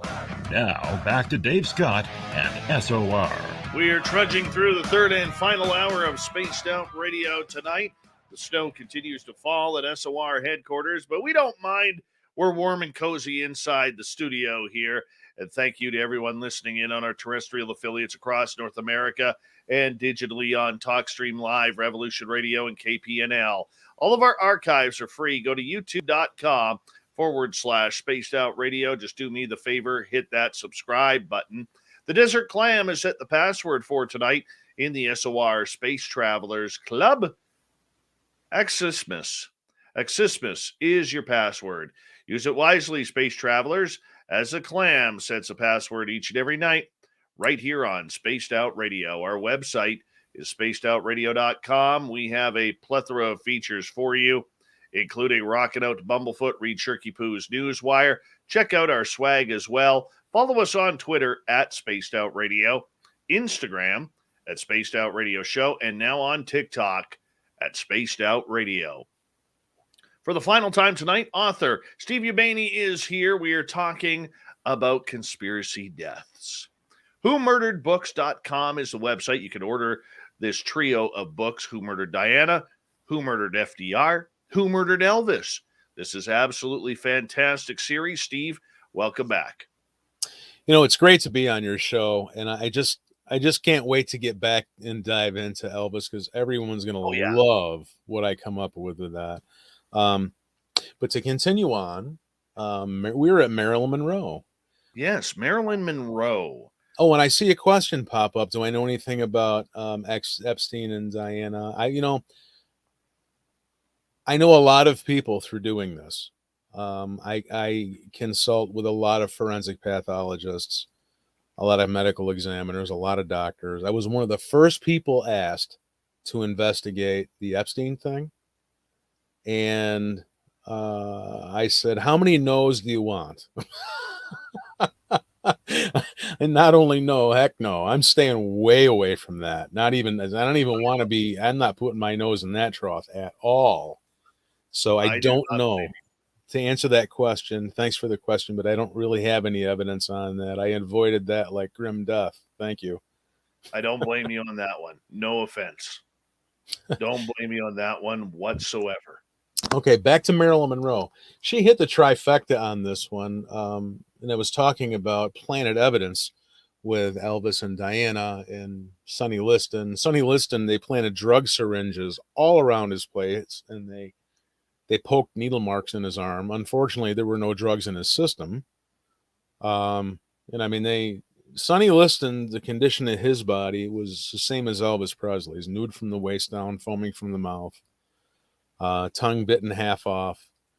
Got on the wrong side of the wrong people. Elvis is another story that we'll get into. But Marilyn Monroe is interesting. They tried to stage a break-in, but the glass was on the wrong side of the house. You break in, some glass has to go on the inside, right? Well, it wasn't. All the glass was on the outside of the house. You talk about bumbling through a setup. Sanitized death scenes. Elvis Presley's death scene. There were signs of a struggle. The EMTs both saw it. They take Elvis down to Baptist Memorial Hospital. My friend Dan Warlick, who's now passed, came up to inspect the death scene, to investigate it. Everything was sanitized. They even sanitized with cleanser where he aspirated in the carpet. Unbelievable. Now, that death scene was under police lockdown. So did the police sanitize it? No one seems to have an answer, but it was done. Diana, the tunnel was sanitized immediately after her death. You know, it's kind of crazy. Sonny Liston's wife had the entire place cleaned up by the time the police left and the investigators showed up. Everything was changed. And they claimed that she did it. I don't know if she did it or not. JFK, the limo. Now we have a crime scene, right? Well, what does Secret Service do? They get a bucket and 2 sponges and they start cleaning the blood splatter out of the limousine. You know, president gets his brain blown out in broad daylight. I would clean up the crime scene. Yeah, that's what I would do. Marilyn Monroe, again, she comes up again. Investigators show up, and what is the housekeeper doing? She's doing the laundry from the death scene. I mean, these threads of insanity all through the Who Murdered Diana book. I lay these out. The last one are oddities. People just forgot how to do their job. Elvis Presley gets taken to Baptist Memorial Hospital. The first thing they do is take his stomach contents and dump it down the drain. Alrighty then. Diana, of course, we have this mysteriously slow ambulance. Sonny Liston, I said, had no drugs in his body. JFK, they lost his brain. You have to really say this is some special sort of idiot who could lose the president's brain so it never makes it to autopsy. It's still missing. It's never been seen again. That's, matter of fact, Brad Meltzer did an entire book on Kennedy's missing brain. You can't make this up, folks. Marilyn Monroe and liver mortis. Liver mortis is a stupid sounding name. When your heart stops pumping, the water pump in your body is your heart. It circulates blood. When it stops pumping and you die, blood pools at the lowest level. So if you die on your face, blood will pool on your face and your skin will get a purplish hue. It's called liver mortis. Okay. Crazy name, I know. As opposed to rigor mortis, this is liver mortis. Marilyn Monroe's death scene was so repositioned and so phony, she had the purplish hue on the cheek that was facing up, not down. It was impossible to get liver mortis on the upside of your face. She had to have been repositioned. She had to have been in a different position. This is just science. So all of these things are in my book. I go into much greater detail there. Back to... Got a quick question here while we're waiting. And this is from Mr. Gray Owl. Do you have any thoughts or intel on the death of Anthony Bourdain? Could he have been murdered? You know, I don't know anything about that, to be honest with you. Good question, though. I really don't know about that. It's embarrassing that I don't know anything about one of these high-profile deaths, but, you know, I really don't. He just hasn't come up on my radar yet. And like I said, some things I miss when I have my head down doing this. There are thousands and thousands of hours that go into these books, so sometimes I miss some things. I'd like to revisit the ignored evidence, Diana's letter that she penned in October of '96. That never made it into the pageant report. The pageant report was done. It was done to basically a damage control document, and there was a ton of money spent on this. The pageant report was Muhammad El-Fayed spent over $13 million on his private investigation, and that spawned the pageant report and the British government, because he was pointing a finger at them. I think he took the bait. I don't think he understood they were hung with it. So they had to spend 10 million pounds to come up with this pageant report, which is the damage control document. And it was done by police investigators and the Metropolitan Police. And it was shameful, the twisted facts in there. What didn't make it into the pageant report was the ignored evidence of Diana's letter that she penned and hand to her solicitor, Lord Mishkin. Okay, so in America, Lawyers are a little different in Britain. Okay, they do things a little bit different in lots of respects. Not bad, just different. They have a different approach. In America, our attorneys are they handle all kinds of law. They'll study the law and they'll go in court. Okay. In Britain, it's not like that, so I'm told. They have barristers who study the law, and they have solicitors who go to court and actually, practice the law in court. She gave it to her solicitor, Lord Mishkin, who gave it to Britain's chief policeman, Lord Condon. Condon concealed it for 3 years, who gave it to his successor, Lord Stevens, who concealed it for another 3 years. Why hide something if there's nothing to hide, right? Begs the question. So here we have 3 legally bound professionals who concealed this document for a total of 6 years and kept it away from the wanting eyes of the pageant report. Okay. So in any court, anywhere around the world, what they just did is a criminal conspiracy. You have more than 2 people joined together to perform an act that is illegal. That is the very definition of conspiracy. And here we have it. You don't even have to look any further. You already have it. So the Warren Commission report and the pageant report, no one believed, either one of them. And there were people that came before me who did a lot of investigative work into this. John Morgan was a great investigator. He's no longer with us. He's a great investigator for the Princess Diana case. He debunked 84 lies in the pageant report, and they harassed this man to the point where he had to leave Britain. It's something else again. Mark Lane, my friend who wrote Rush to Judgment, again, someone else who's no longer with us. He debunked 106 lies in the Warren Commission report. Another one who was harassed and discredited like you would absolutely not believe. I had private conversations with him where I had to get my jaw off the floor because my jaw hit the floor so hard when I heard about all the things that they did to him. So all of these things, they were all, both drivers were different that day.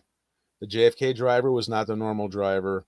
Henri Paul was not the normal driver. The parallels again, here we go, right?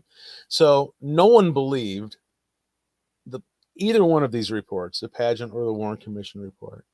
So they finally were reinvestigated later on. The London Royal Courts of Justice reinvestigated the French dossier on Diana and concluded that Dodi and Princess Diana were victims of, quote unquote, an unlawful killing, which is their version of manslaughter.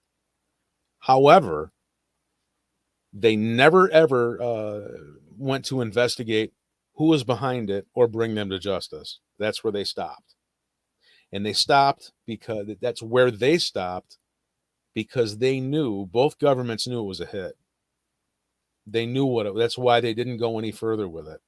They knew she got knocked off by a handful of people acting on intel who had separate motives. A lot of this is laid out in my book. Warren Commission report. Mark Lane started the House Select Committee on Assassination and ruled there was a second shooter in the JFK assassination. A lot of people don't know that. The federal government, the American federal government, actually admitted this.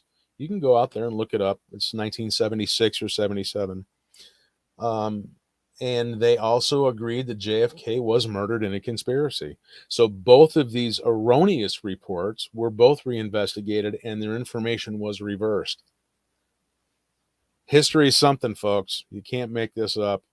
And I want to talk a little bit about my books. I know we're coming down to the hour here. Yes. We're going to be up. My books are cross-genre. If you like conspiracy or history or, wow, there's so many things here. Suspense, murder. Someone on your Christmas list is going to love this. These books will never be profitable for me. I have way too much time in them. If I had the means, I'd send this out to everybody for free just so the information can get out. I don't like the fact that these people And when I say these people who have the power to keep us powerless can get away with this. For me, it's beyond tolerance. Right. So I'm trying to break even. Buy a book for somebody on your Christmas list. Somebody on your Christmas list will love this. It's a stocking stuffer. My books are cheap. They're like $20.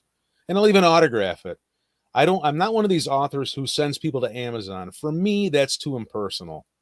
You know, I want to know my readers. I won't say I have fans. That's too uppity for me. I want to know people. You know, tell me how you want it autographed. I'll do it for you. And reach out. I'm on Facebook. I'm on Twitter. Go to whomurderedbooks.com. You can click on the connect tab. You know, I want to hear from people. I want to hear from people who read my work, because if you lose that connection, you've lost everything. And if you're no longer connecting to the people who are reading your work, you're sunk. That's it. You're done. And I don't ever want to be like that. All right, let's get to some audience questions here, as we got about 7 minutes to go here. Let's get to Bridget, who is asking, do you know anything about the conspiracy regarding Kurt Cobain's death? Oh, boy, yes. But again, I know people who write these types of books all know each other. I can't comment on this because I'm helping somebody else write a book on it. So I'm not going to step on their toes. I can't do that. But yes, that was there's a legendary book coming out on that one. This one's going to be good. So yes, I do know things about it, and I'm sorry I can't, Bridget, I'm sorry I can't mention that right now. I promised someone else that I would keep their work silent. All right. Owner is asking, was Dorothy Kilgallen's death related to Marilyn Monroe's death? Boy, that's a question. What a great question that is. Fantastic question. You know, we'll never know. All we can do is speculate. I would have to say, if it waddles like a duck and quacks, I think it's a duck. I would have to say there has to be a connection there. There has to be. Do I have proof of it? Unfortunately, nobody has proof of it. So I would have to say, from where I sit, pardon me, my opinion on that is yes. But opinions are one thing and evidence is another. Very true. Very true. Okay. Let's continue on here with more audience questions. Sovereign is asking, what are the chances that, deep down, that Princess Diana and people like Michael Jackson are still alive? I mean, we've heard this for years about Elvis. Well, if Elvis is alive, he's walking around without most of his vital organs, because I know the doctor who still has them in dry ice. I don't know. That's another great question that I don't know we'll ever know until they show up. I don't have an answer for that. Anything's possible, I mean, just when I think I have all the answers, they change all the questions. We don't ever know. These people seems highly unlikely to me, but anything's possible. I'm in that camp. Anything's possible. It very much is possible. And there's a lot that we do not know. Hey, back to the Kurt Cobain story for a quick second. When do you expect that to be coming out? I don't know. I know they're deep in research right now. And in fact, there's I have to mention a Facebook group for everybody. There's a Facebook group out there dedicated to Kurt Cobain's death. And if you're interested in that, join that group. There's a lot of people in that group who share information back and forth. I have two Facebook groups out there. One is Elvis, Who Murdered Him, which I share with a woman named Judy Hunter, who I discovered after I published. She has almost as much information on Elvis's murder than I do, and we share information on that. So if you're interested, go to Elvis, Who Murdered Him, the Facebook group. I've just started one, Princess Diana, Who Murdered Her. So you guys can all join these Facebook groups and interact with me and ask questions and contribute. You're always welcome. That is excellent. We've got about 3.5 minutes left with you tonight, Steve. We're going to continue on here. What's next for you? You said you got one more book left in you for this Who Killed book series. What's left to accomplish? Well, I think everybody has a feeling inside of them when they know when to call it quits. I was going to do 2 more books. I was going to do a JFK book. all those researchers do is fight and hate each other, and I'm not going to get involved in that. My next project, my last project, unless something catastrophic happens, is on Nikola Tesla. I think some of the evidence that I have spoken to other investigators, some of the evidence that I've gathered, there's no doubt in my mind that Nikola Tesla was murdered. No doubt. He had some weapons that he was trying to vend to the federal government, the American government. And when they turned him down, he was trying to vend them elsewhere. And that's as far as I'm going to go into that. So Nikola, Who Murdered Tesla, will be my next project. It'll be my final project. And after I do that and do all the radio shows, I'm going to do this thing called Get a Life. It's been a 12-year run, guys. I'm tired. No, I don't blame you for being tired on that, because the conspiratorial side of everything can be draining and wearing. At what point do you have to make sure as a writer on this that you're not getting caught up in the woo part of everything? Well, what you have to do, and that's a great question, you have to you have to be Mr. Spock. You have to take your emotions out of it. I'm a huge Elvis Presley fan. It bothered me like you wouldn't believe when I interviewed the people at the autopsy, and I finally figured it out. I had to work very hard to take my emotions out of it. I really did not want to know that guy was murdered. I didn't want to even put a question mark to any foul play coming to Elvis. So to answer your question, you have to be objective. You have to keep your emotions out of it and just let the evidence write it. Let the evidence will guide you. If you're guiding the evidence, you're doing it wrong. The evidence has to guide it. Definitely the evidence has to guide it. But I mean, it's easy to get blocked into the whole conspiratorial side. This will be my final question for you. So how do you make sure that you're not blending, well, that, I don't believe this, so this must be fake, or that report must be fake?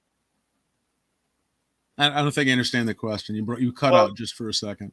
Well, just in regards to, as we only got about a minute left here, it's easy to get caught up in the conspiratorial side of everything, that all of a sudden everything you see in the public is fake. Not everything in the public is fake. So I'm just curious how you draw that line. It's a tough line to draw. Again, you have to follow the evidence of it. If some things have been true, it's a tough line to draw. I think that you have to look at things with a jaundiced eye. I believe Ronald Reagan had a great quote: "Trust but verify." And I think that's what I do best. I trust everything that I hear, but I have to verify if it's true.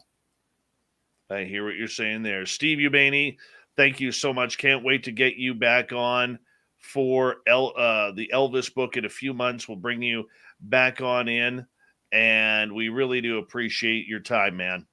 Hey, thanks very much. You can book me anytime, and if anybody else out there wants to book me, go to my website. All right. Steve Ubaney, everybody. Coming up next, the fedora-wearing John Hudson returns for another edition of the Unbiased UFO Report. We got Shirky Poo's news and the thought of the day. Stay tuned. Spaced Out Radio continues after this. Great job, Steve. Hey, thanks. It's a pleasure. Hey, is there any way you can send me a link to this show? It'll be on our YouTube page right afterwards. And then you can grab it and use it, whatever you want, buddy. Sure. Let me see. What is so it's Spaced Out Radio on YouTube? Yeah. Don't forget to hit subscribe, though. Sure. All right, man. All right. Take care. You too, my friend. I got to get John in here, so it'll be all good. And we'll talk soon and get you booked for Elvis, okay? Yeah, man. Anytime. Get a hold of me. See ya. All right, brother. Take care. Steve Ubaney, everybody.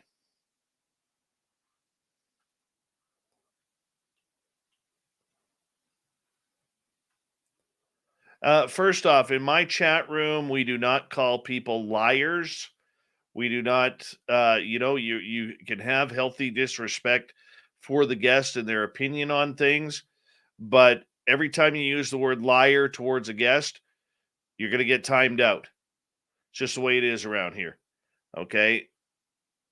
It's the way it is. Doesn't matter whether it's a testy subject like this or whether it's our Keith Andrews or whatever. We don't call people liars. We don't make fun of our guests. They were generous enough to give time to you guys to listen to.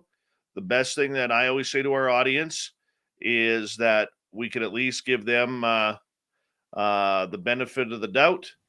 You don't have to believe them, but hey, that's up to you. Very much up to you. So great job tonight, Wrenches, on keeping control. Really do appreciate that. The fedora wearing John Hudson. What's happening? Greetings, sir. How are you today? Oh man, I'm all right.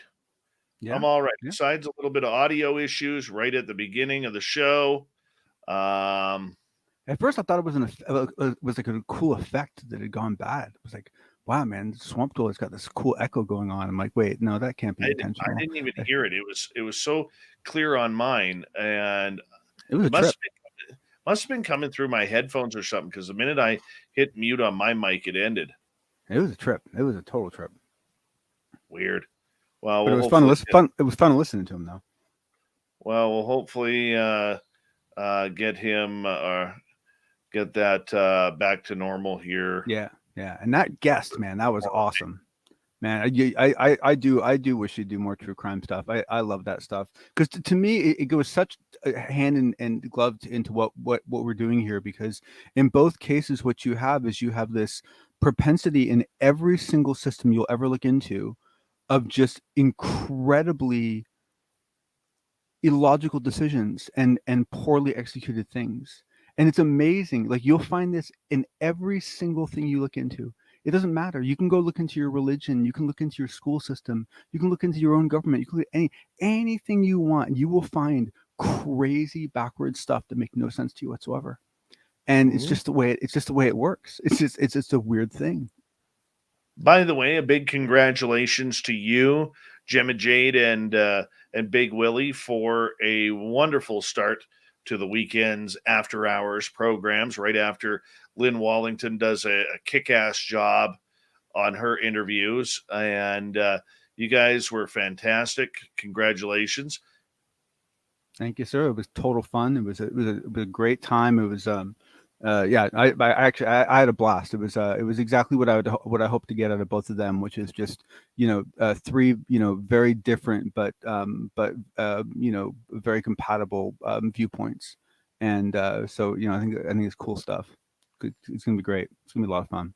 I think it's gonna be great too, man. Once the nerves are worked out, it'll take a few weeks, but once the nerves are worked out, I think after hours is going to be fantastic. And people, our listeners, going in to the weekend, I mean, you start off with a couple of fantastic hours of great interviewing skills with Lynn, and then you go into what you guys are bringing to the table, which is very, very fireside chat type of talk. Yeah. I think it's great. I think it's great for our audience. Yeah, no, and I'm looking forward to once we get the kind of cadence going better, to be able to say to people, when people are nice enough to listen to me here, hey, if you want to go into one of these topics more, right, come back and listen to us on the weekend, because these are some of the things we're going to be debating, and your comments are going to be welcomed, and we're going to be inviting people on once in a while, and so it's going to be a good opportunity for you to get more involved in the conversation. Absolutely. A big thank you tonight to Bridget, Ghost Dragon, Jeffrey ×2, Thomas, and Smithy for the amazing super chats. We really do appreciate it. Thank you so much. And a big thank you to all the veterans and regulars who are tuned in tonight. We really do appreciate it. If you're new here, don't forget to hit that subscribe button. And congratulations to Bree as well for taking off on TikTok. Here we go.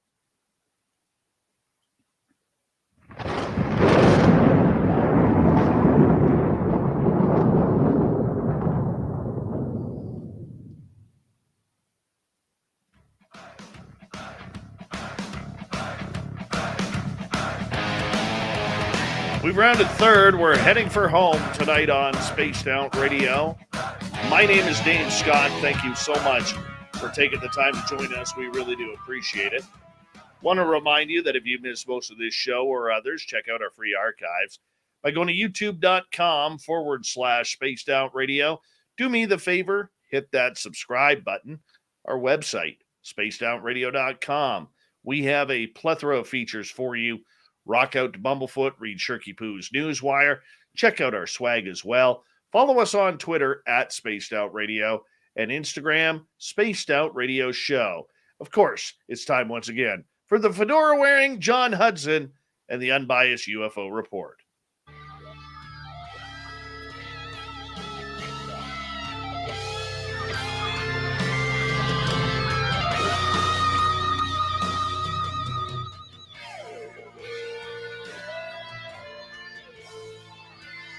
Yes, John Hudson comes in with the latest UFO news that seems to be racking everything up these days, and he's always keeping us abreast of what's going on. John, welcome back to the show, my friend.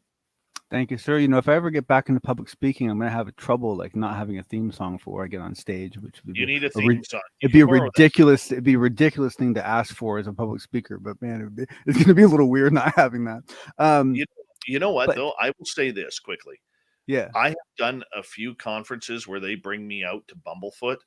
Oh, yeah? And little brother is watching. It is weird, man.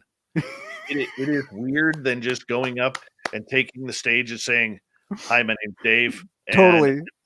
You know, like yeah, all of a sudden you hear your music and you're like, "Oh my God, like here we go." Like there's no turning back now. I can't ditch it. But yeah, this is serious now, right? Oh, it's on.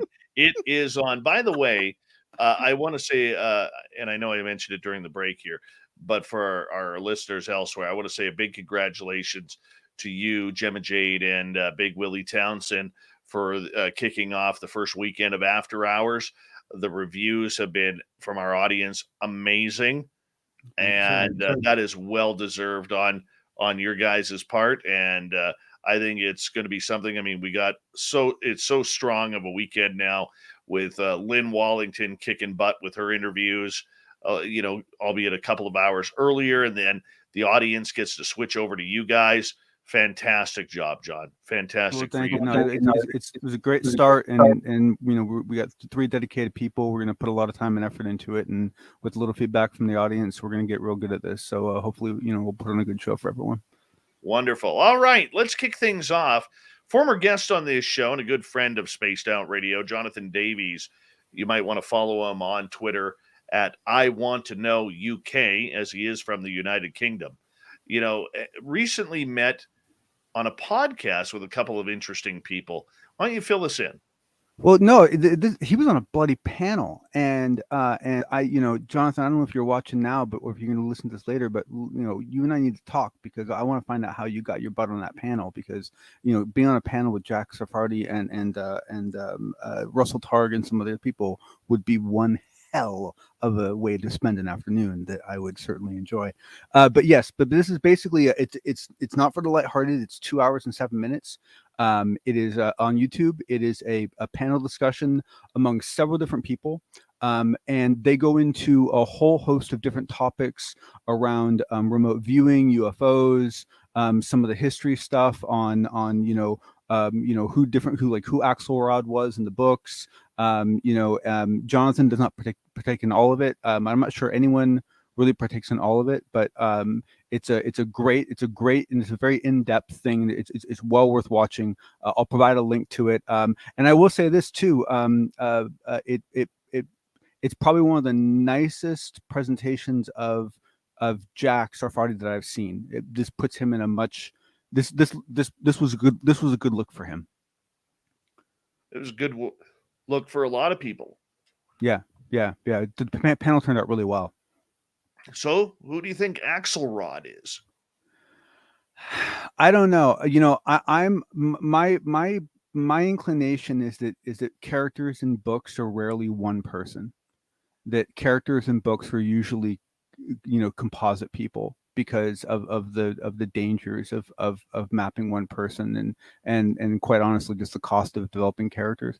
And so my guess is that Axelrod is some combination of I can't think of right now what, like, say that like the top 3 best guesses are, but it's just like with gumball, right? You walk up to those gumball machines where they, those games where they, you have to guess how many, marbles are in the thing, and you wait until the very last day, average out what everyone else guessed, and you will get the right answer, right? So it's like, you can basically kind of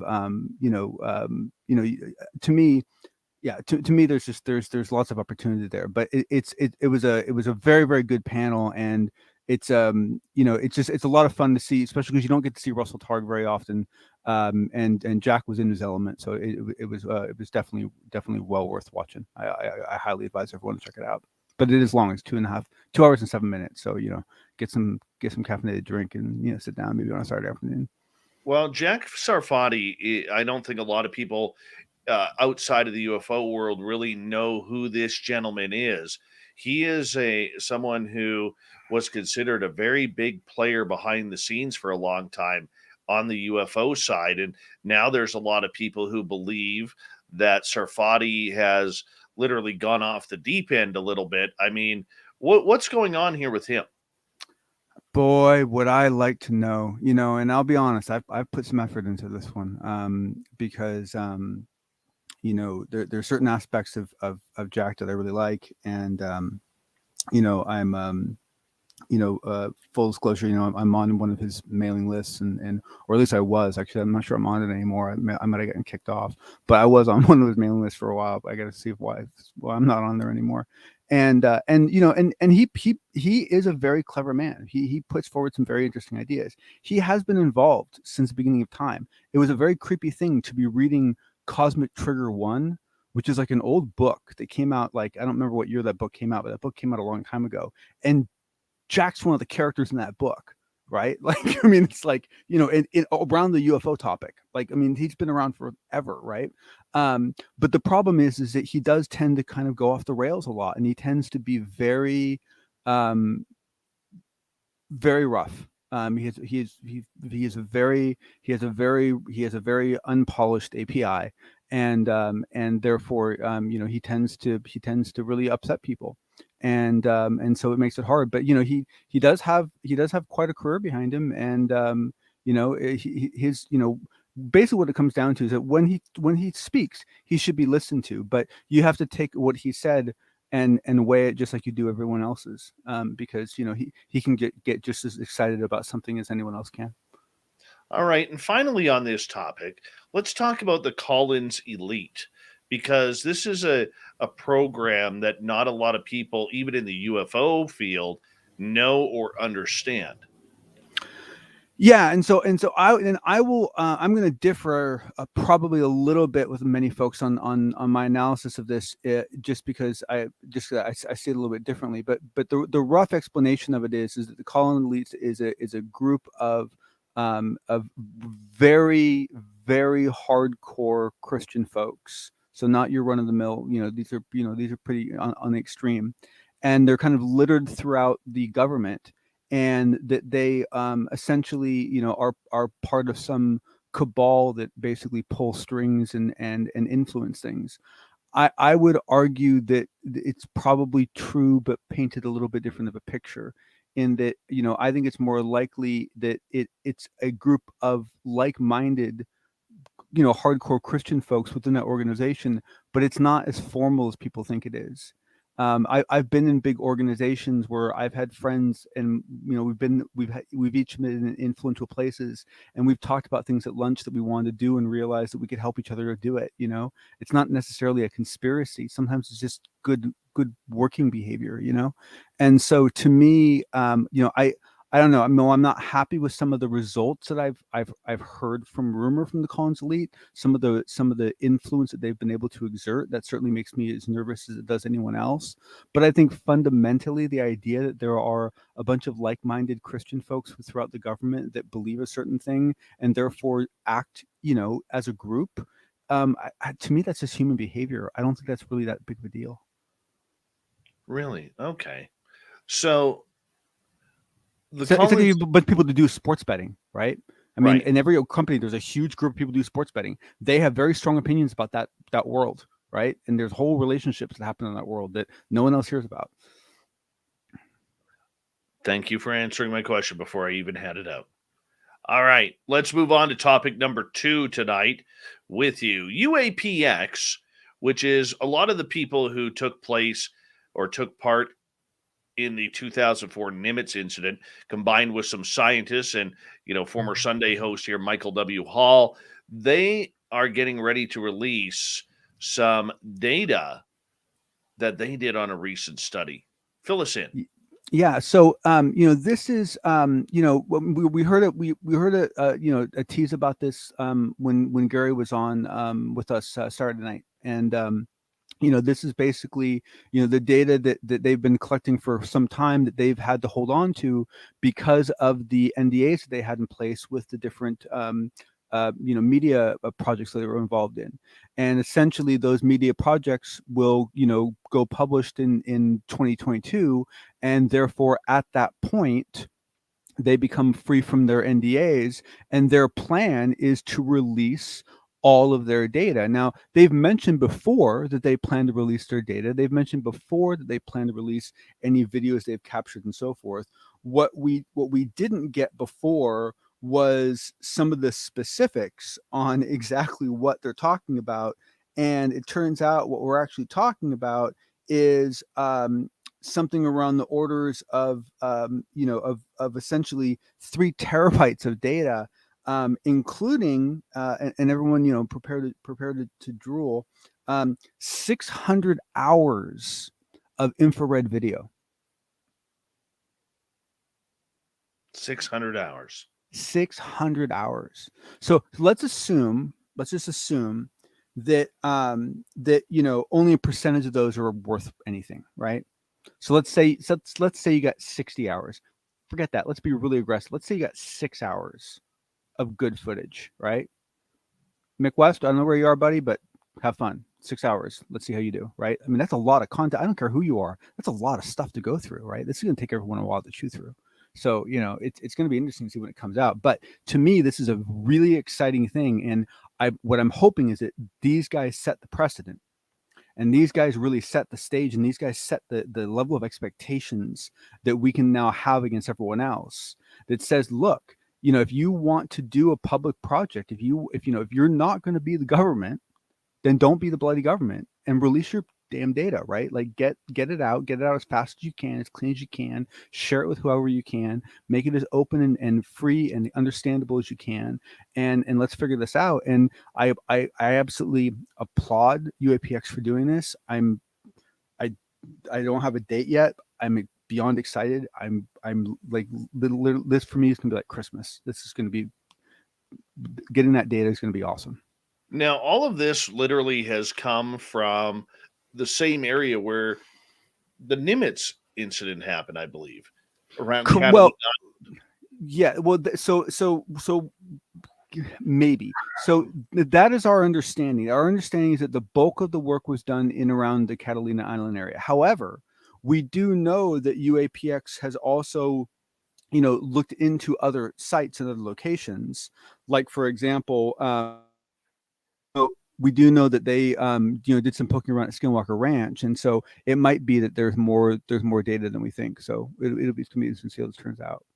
That's going to be very interesting to see how everything kind of pans out with that. I mean, Gary Voorhees is a good friend of this show, and they've got a very strong team there in regards to it. I know they're hoping, Kevin Day was involved with it earlier on. He was the, main player in the 2004 Nimitz incident as well. So we're going to see where it goes, man. There's some great folks on that team. And I want to applaud that organization for giving people chances and taking chances with people, but also for cutting their ties and moving on when they find that things don't match. And I think that what they're ending up with is a much tighter team because of it. And I applaud them for it. And if they really produce, I mean, to be fair, right? I mean, that 3 terabyte number is all exciting and everything. Of that 3 terabytes, I don't know what percentage that's actually going to be really interesting to like what would be worth talking about like on a platform like this, right? It might only be that 10% of it is really interesting. I don't know. I have no idea yet. I won't know until we look at it, but it's a lot of data to start with, and that gives me a lot of hope that there might actually be a fair amount of good raw data to look at. And because there's been some hints at some things, Michael Hall has hinted at some things involving whale song and so forth that are pretty provocative, and seeing any data on that stuff would be fantastic. Oh yeah, John, thank you so much. We'll get you to stick around for the after hours. Let's get to Shirky Poo's news.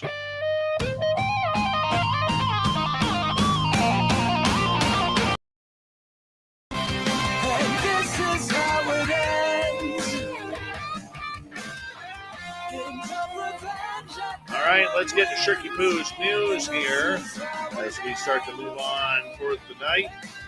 Unusual object was recently captured on camera by a skywatcher in the UK named Peter Benton.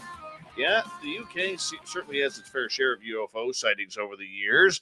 This recently released clip was filmed by Benton, shows a dark rounded object that he spotted milling around the sky over Stetchford, England back in October.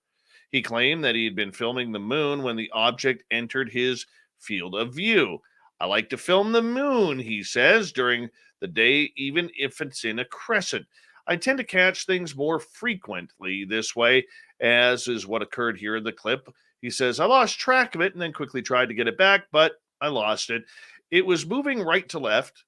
It had a light on the front and two lights or afterburners at the back of the light. It also turns onto its side. The object, which literally looks like, let's say, a pistachio. Yeah. Nobody really has an understanding of what it is, but very, very intriguing indeed. Moving on, Time Magazine has named CEO of Tesla and SpaceX Elon Musk as their Person of the Year. Person of the Year is a marker of influence, and few individuals have had more influence than Musk on life on Earth, and potentially life off of Earth, too, Times editor-in-chief Edward Felsenthal wrote. In 2021, Musk emerged not only as the world's richest person, but also perhaps the richest example of a massive shift in our society.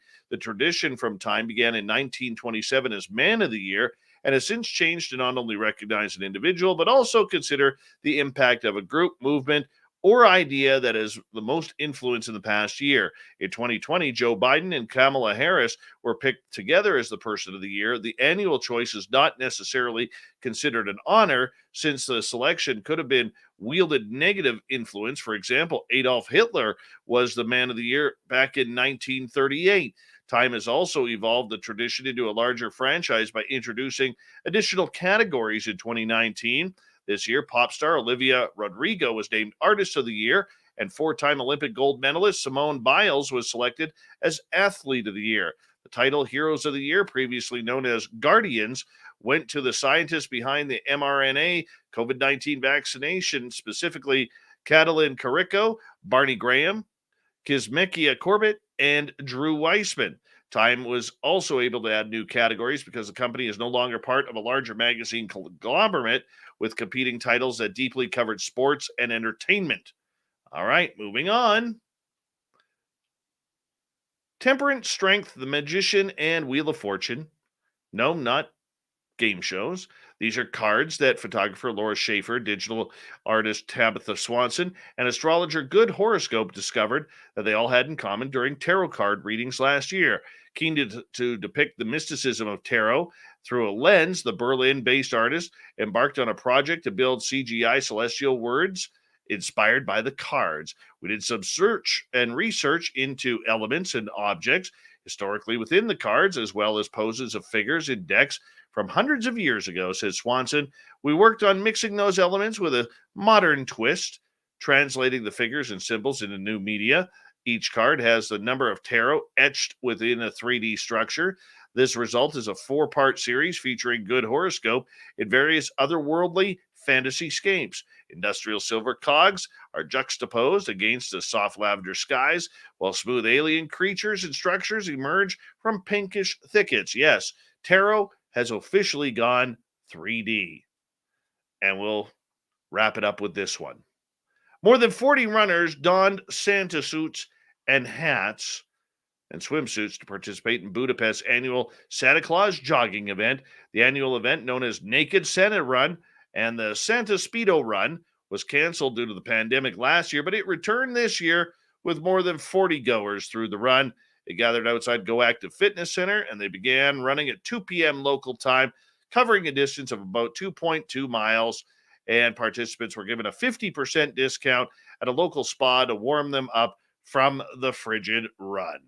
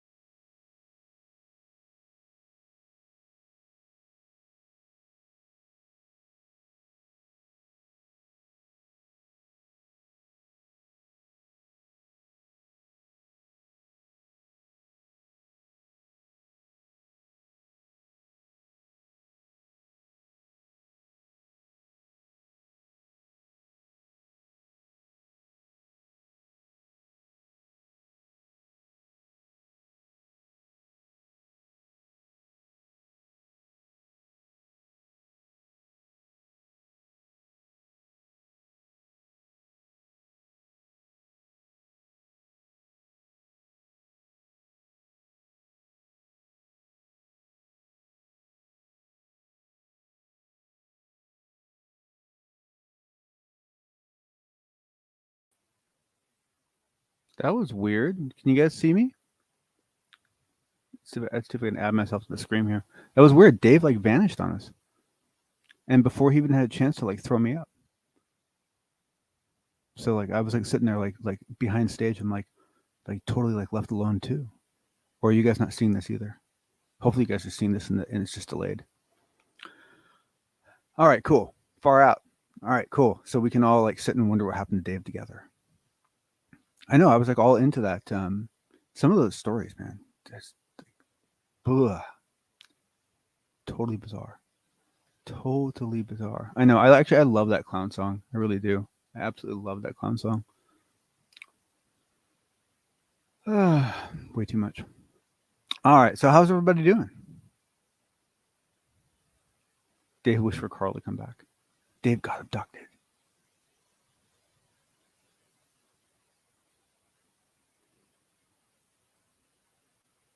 I don't know what they're going to do if they really figure out that they can detect whether someone's been abducted or not.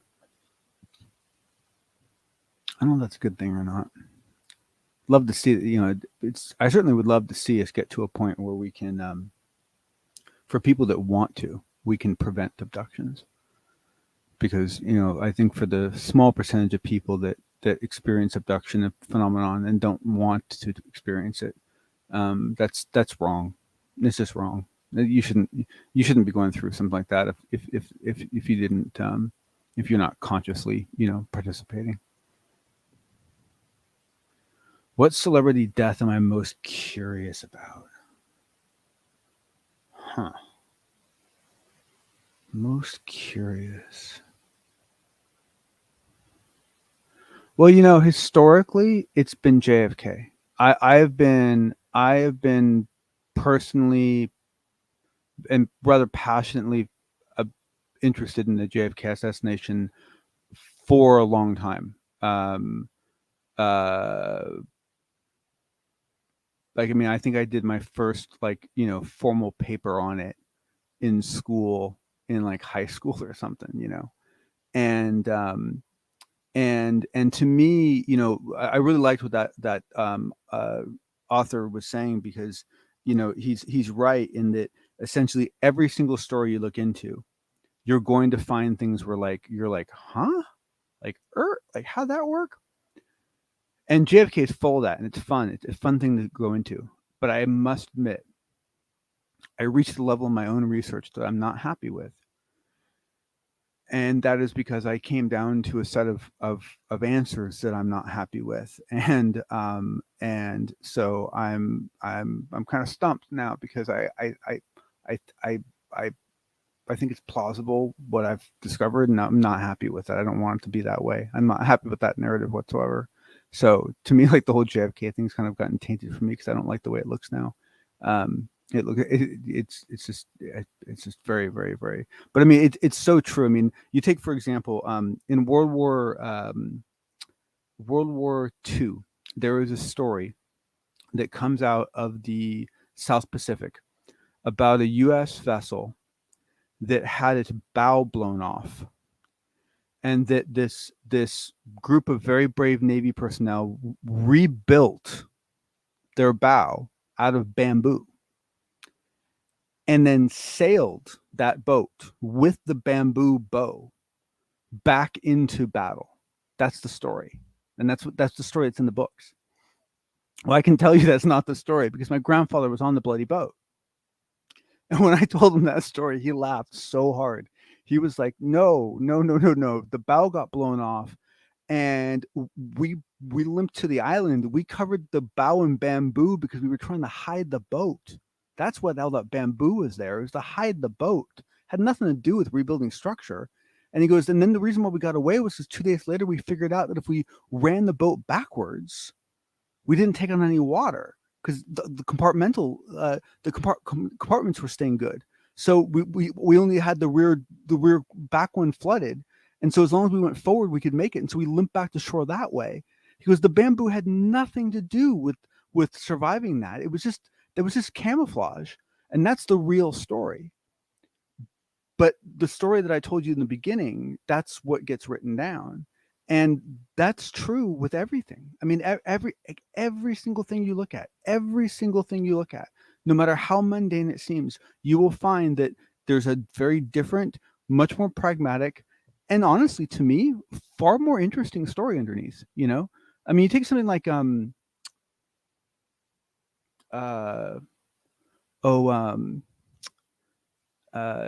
John Adams, but Paul Revere, right? Oh my God. I mean, you hear all about Paul Revere when you're a kid, you know? And like, wow. Like, and then you find out the true story about Paul Revere. The guy was a drunk and he got captured. He didn't do anything useful at all. And then he like ratted people out because he was drunk and they tortured him. I mean, like, come on, man. Like, and you found out the only reason why he's famous is because Paul Revere rhymed well with the song. That's why we know about Paul Revere. It's because his name rhymed well with the song. Had nothing to do with what Paul Revere actually accomplished. He was a lush. You know? I mean, so basically, oh man, God, the JFK thing, it's so sad and dark. Okay, all right. So there is this gentleman that, this researcher that did like freaking like it was like 4 or 5 like 3-hour shows or something with Richard Dolan. I mean, it was incredible. It was like this marathon of content. And this researcher puts down all of his research for JFK. And you know, I considered myself to be decently read in JFK at this point. And I was like, this guy blew my mind, the stuff that he had gotten his paws into. And you know, there's been other corroborating evidence has come up. There's been some mob stuff that's come up. Actually came up with George Knapp on Coast to Coast around the same time that kind of confirmed what was being said. And essentially the long and the short of it is that it was an assassination of opportunity, involving multiple groups that wouldn't normally have worked together, but essentially wanted Kennedy removed enough, needed him to be removed enough that they were willing to go into a rather unholy alliance to remove a president. And I think that it's hard to tell whether someone was complicit or whether someone was active. But what I find so disturbing about all of it is just when you get into it, you start finding out the number of people that were involved, like the number of people that helped, the number of people that actually were conspirators in the event, the number of people that had to look the other way, the number of people that had to sign false documents, the number of people that had to falsify statements, the number of people that had to be at the right street corner at the right time. It's crazy. And there's some crazy people involved, including President Bush. And it's it's ugly. It's and so where it gets really ugly is I think it's clear that the mob wanted him removed very much because of Cuba, because they needed that revenue back from the Cuban casinos. And when the Bay of Pigs failed, they didn't get their casino revenue, so they were pissed about that.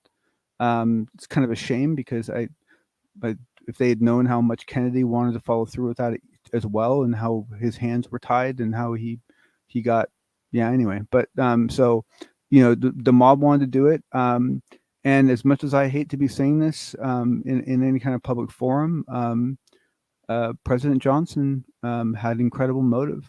It was very likely that he was going to be indicted, and it was very likely that he was not going to be on the ticket for the second term.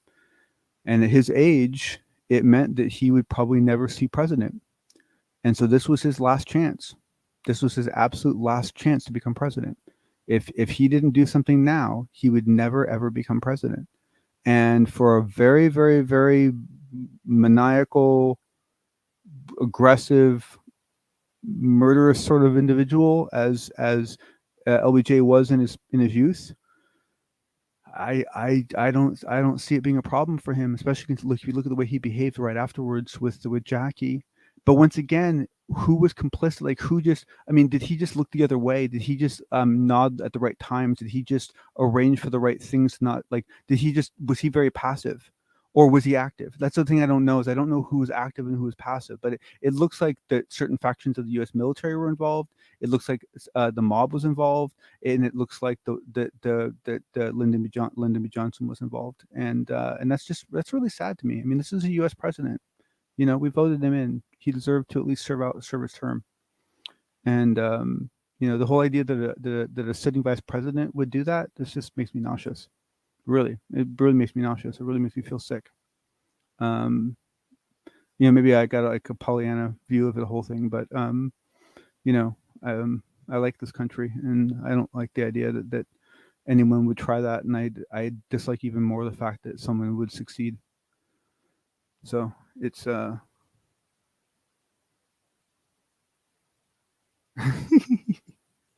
thanks, Julie. I don't know what happened to Dave. I was kind of hoping he'd come back, but at least I'm keeping you guys entertained. But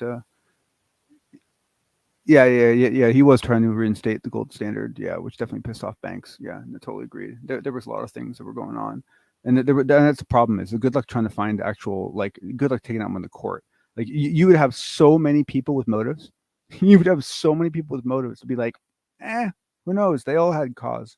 I mean, it was amazing how many people this guy pissed off. But it doesn't matter. You don't kill the guy. So it's I think there's a lot of other deaths that are certainly very interesting, but a lot of the deaths are just interesting because they're interesting. They're just interesting because it's a curiosity. It's not because that there's going to be some net result from the whole thing, but what he was saying before about all the mistakes that were made, it's so, I mean, think about that. They emptied Presley's stomach and threw the contents down the drain. His stomach. Like, of all the things, of all the body parts, of all the fluids, of all the things that you could have saved when trying to figure out what killed somebody, why don't you throw the stomach contents down the drain? Oh my gosh, so astounding, so completely astounding. Oh man, and just the JFK stuff. JFK stuff is just horrible. I mean, lose his brain. I mean, come on. I mean, I want to know why someone like I forget the whole assassination thing. Why wasn't anyone fired over the loss of the brain? Isn't that like state property of some sort? Isn't that like there's got to be something? There's got to be some law against losing the president's brain. I would think. Maybe not. Maybe I'm being hopeful.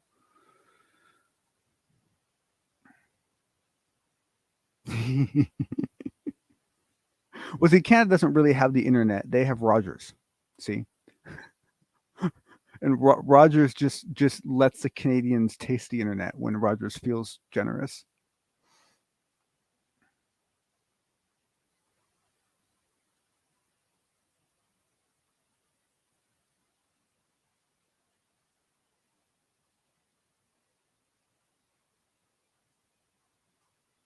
Yeah, well, I think that there was probably some people that naively hoped that that Robert would let it go and would exit politics and sail off into his wealthy sunset, and that's not what he did, and he made it very clear what he was going to do, and if basically if Robert Kennedy had been allowed to live, we would all know now who killed Kennedy.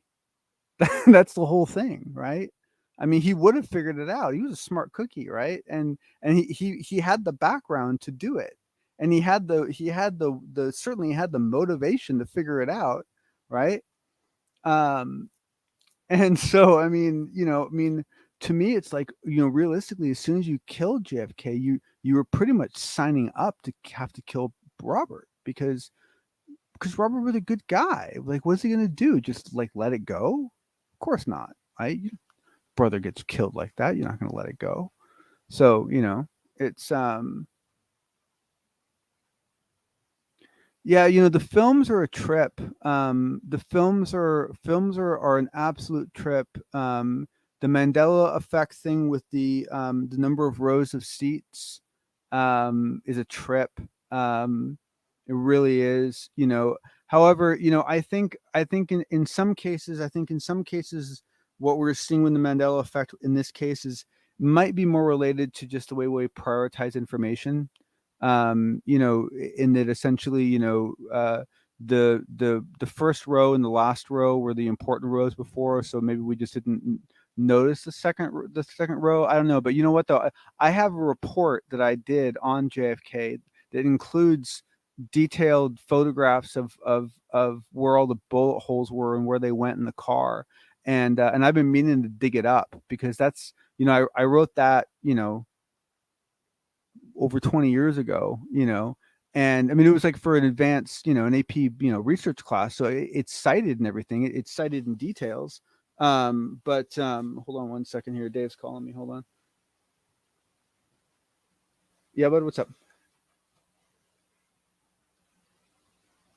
Yeah. Yep.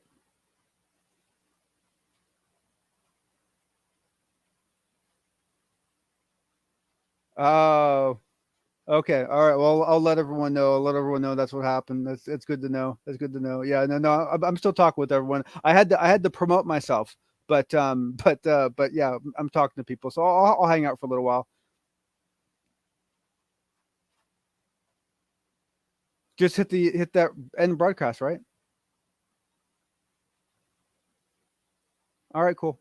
All right, man. All right. Well, hey, enjoy your internet off time. Read a book. Bye. All right. Well, that was Dave, and Dave's basically Rogers decided to take Canada offline. No, I guess Rogers took Dave's metro area offline to do upgrades until 6 a.m. and so Dave has no internet.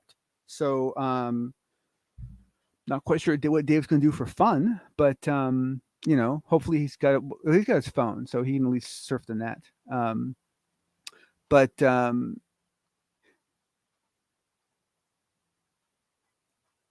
yeah, and the Mandela effect is very challenging too, because like just I know how memory works, and I know how like I've confused myself over time, like when I've been younger, and like I've believed something in a certain way, and then later on in life I've learned that I made a bunch of assumptions that I shouldn't have, and so I had the wrong perception that I should have. And so part of me wonders if some of the Mandela effect is just the way each of us fill in the blanks, you know um and yeah, I don't know. I struggle with all that. I struggle with all that stuff. But yeah, but I mean, just to finish up the previous conversation, the JFK one is still going to be the one for me, because that the one is just um well, one, it's just so damn insulting, right? I mean, it is. It's just so damn insulting that anyone thinks that we should be satisfied with what we've been told. I mean, it's just like it's the biggest slap in the face. I mean, it's so infuriating, and and we don't we shouldn't take any murders lightly, but a president especially, and yeah, no, I know we're all going to hell now, right? um and well, you can create hell if you want to. Yeah, so I don't I don't know. I mean, to me, like, there are so many other deaths that are really really fascinating, but that one in particular, that one always is just like that one always has just driven me nuts, because it's so bloody obvious how full of it everyone was, and just how ridiculous all the research done into it was. I mean, it was bizarre. Bizarre.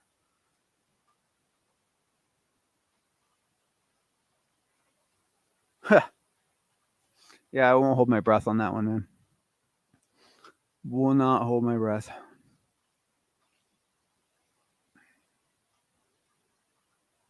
Oh, that was awesome. Oh God, man, Jimmy Hoffa.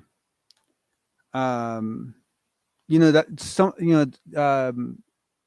just recently, I thought I heard about closure on that one. I thought I heard about it. I thought about a what was it? I'll have to dig that up now. I think they found. I don't think they've dug it up yet, but if I remember correctly, I think that they, it's basically he's buried in a lot, and they basically, buried him in a barrel, and then, cut him up and buried him, and then put cement over it, and then piled a bunch of boxes on top of it. It was like in some just standard work yard or something like that. I think that's how they got him, right? But I mean, let's face it. I mean, a lot of people disappeared the way Hoffa did, and no one talked about it. Like, I mean, it was just the fact that, Hoffa got all this excitement about his death that people made a big deal out of it. The mafia made a lot of people go bye-bye, right? I mean, that's how you kill people if you don't want to bring a lot of attention to it, right? So, doop-a-doop-a-doo. Doop-a-doop-a-doop-a-doop-a-doop-a-doop-a-doop. No, Dave's right now like rediscovering his caveman past without internet. So he's gonna have to use a pencil and pens and paper and like crayons and tape, whiteout, all that stuff. Remember? But he's old enough; he should remember. So.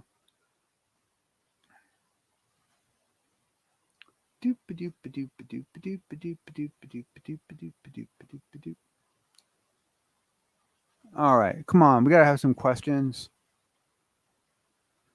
Who started World War II? For whom?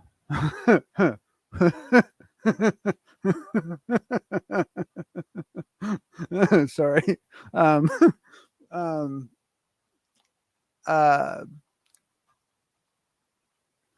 Well, I mean, I think you could argue that all the people at the Treaty of Versailles started World War II. I think that essentially the Treaty of Versailles basically guaranteed that World War II would happen. And but I'm guessing that's not what you were getting at. I mean, as far as, I think we're slowly discovering, how we get into wars. We tend to look for an aggravating event, and if we can't find one, we create one. But I'm not quite sure what you were specifically getting at, because there's still a lot of darkness that can be dug up about that war, as far as, just the different, relationships that were going on. Like, a lot of people don't realize like how much of America had been promised to Japan if they succeeded in helping Germany win. Like Germany and Japan basically like carved up the U.S. and like said, here, you get this and you get that.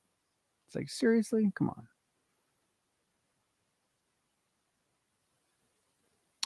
I don't know if Roosevelt knew. But I can tell you this. As a kid, my grandmother, living up in Canada near a military base, told me that it was common knowledge among the people, at least where she lived, that the Americans let Pearl Harbor happen because they needed an excuse to get into the war. And she remembered being surprised when she came to the United States later as an adult and discovering that people debated this. Like when she grew up, when she was living there, because they had German prisoners of war at the military base near where she lived. And so, they heard all sorts of rumors and so forth. And so, I mean, you look at Pearl Harbor, and it's the same sort of thing like this guy was talking about the interview tonight, right? Where it's like, the poor guy they swapped out to do watch that night, right? Like what? Like, really? Like, that poor guy, who did he piss off, right? I mean, there were so many things that went so horribly wrong, and so many other things that went so perfectly right and just barely made it out, like certain groups of ships that made it out to the ocean so they didn't get hurt. I mean, there was so much freaky stuff that went on. And let's face it, the U.S. military has a history of using, altered and staged, military exercises to catalyze the public opinion about war. I mean, that's how we got into Vietnam. I mean, it's like, look at the, all the, poor Colin Powell and his UN stuff, right? So yeah, I mean, it's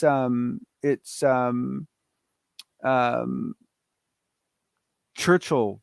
Oh man, that guy blows my mind. That guy, I need to learn more about him. I don't really feel I have enough of a grasp on him, but I don't. Once again, it's the sort of thing where, like, you take any event, right? You take any event and you say, okay, this is a staged event, right?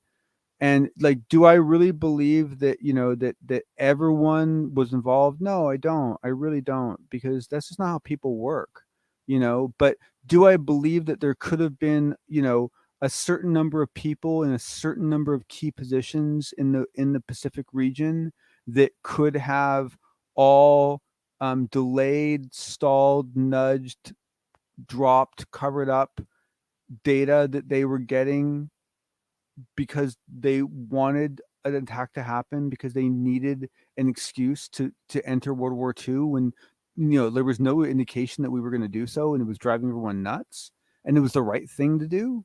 I mean, let's face it, it was the right thing to do. It's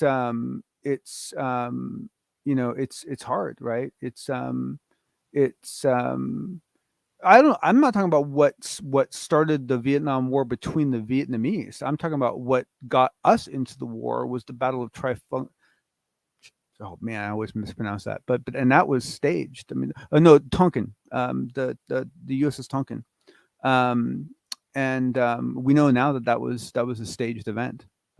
So the excuse we gave the public to go into war was not real. But yeah, correct. I mean, the North Vietnamese and the South Vietnamese were actually engaging with each other. That there was no doubt there.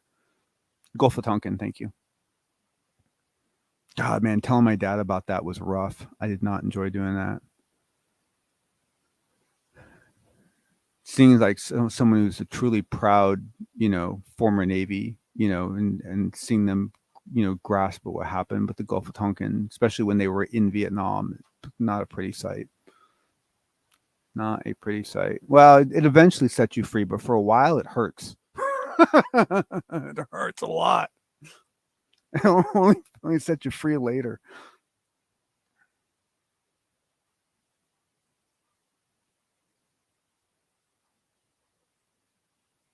Tom Cruise.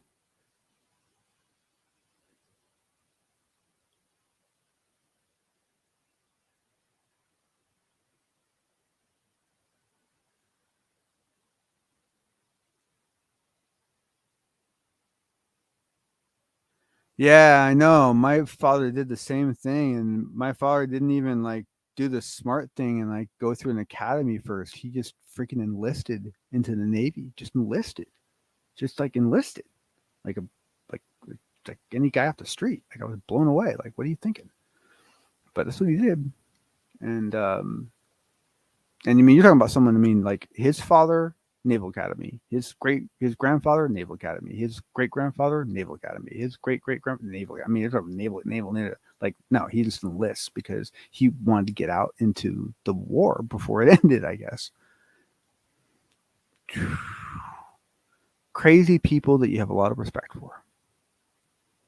Crazy people that you have a lot of respect for.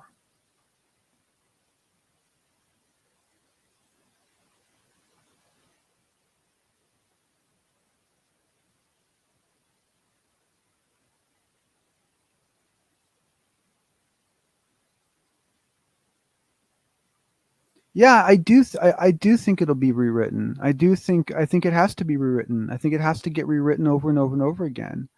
I think that's the whole point. It's you never know the answer. You just know the best answer that you have yet. I think that I think that we're gonna have to rewrite. Well, it depends, right? I mean, let's be honest. It depends. If you want to use history as entertainment, then it doesn't matter, right? Whatever. But if you want to actually learn from your history, then you have to amend it. You have to go back and correct it. You have to go back and assign the right attributes for why certain things happened and why certain things didn't happen that you gain knowledge of in hindsight. And you have to go back and post populate all that information. Otherwise, you don't learn anything. Look for Julie's question. I asked a long questions and let's see. Hold on. Let's see if I can find it. Johnson, do you know anything about the suspicious suicide of Chris Cornell? No, I do not. No, I know nothing about that. No, it was Chris Cornell was definitely like a sad case though. Although anyone passes, and let's see. Hold on, I gotta find Julie's question. There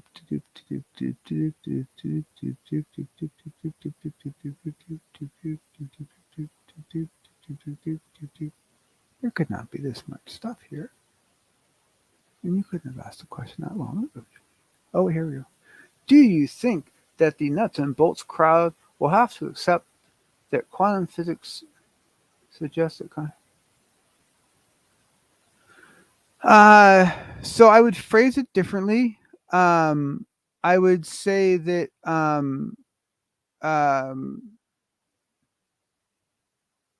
there are many different fields that if you pursue them to their ends, you will run into a point where you must consider the possible inclusion of the observer. And it sucks. It sucks when that happens, let me tell you. And it sucks big time. And when you are, when you're exploring quantum physics, after a while, you just have to start asking those questions. And when you start exploring nuts and bolts with UFOs, you eventually get to the point where you start asking those questions. And in the beginning, it's kind of innocent. You'll be like, oh, maybe I'll just watch one of Grant Cameron's videos on like near death or something. And like next thing you know, you're watching mediums and stuff like that. It's all over, right? You're all hooked. And and the thing is that it I think that everyone's going to find their own path to it.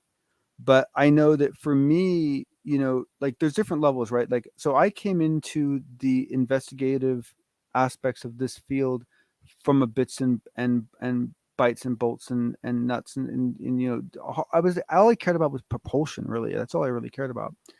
But for me, quantum physics is still a passion of mine, but it's you do start running into some challenges, and you end up running into a lot of the same challenges with some of these other investigations. And so ultimately for me, it just became obvious that I didn't have a good enough understanding of consciousness, and I needed to have it. And not necessarily going to be grandiose and say I'm going to figure out consciousness, but I need to have as best of an understanding of consciousness as I can figure out. Otherwise, I'm not going to be able to handle this stuff. I'm not going to be able to figure out what's going on. And so for me, a lot of this comes down to the books by Robert Lanza, the biocentrism books. That first book, man, that was the first book that really kind of introduced to me a framework that allowed me to consider the fact that it could be a consciousness first reality. That it's not that consciousness is derived from all of this complexity.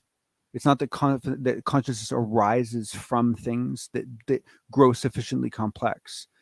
The idea that consciousness existed first, independently of anything else, and that consciousness somehow instantiated everything that we are, instantiated everything. How it did it, who knows? We're not going to go there, but we're just going to say that consciousness came first, and reality is a derivative of consciousness. Just that simple shift in thinking is not simple. And it was hard for me personally. It hurt.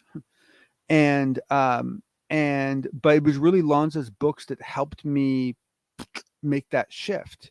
And once I made that shift, and once I accepted the possibility that we could be looking at a consciousness first model, then that just opened Pandora's box for, it's kind of like a gateway drug. So be careful, mind your step. Yeah, man. So I think that ultimately, yes, I think that anyone that looks into the bolts and physical aspects of it is eventually going to be driven to looking into consciousness. And through the investigation of consciousness, they will start bumping into the aspects of it that seem to tickle quantum physics and so forth. So I think fundamentally the answer to your question is yes. I think I just would have worded it a little differently, but other than that, Julie, I think that fundamentally, yeah. But the problem is that everyone will have a different timeline.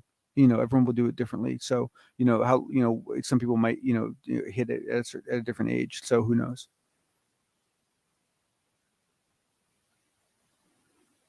Let's see here. Let me try to catch up now. Oh my goodness, I got way behind now that we're doing all this stuff. Sorry I didn't see that to begin with, Julie.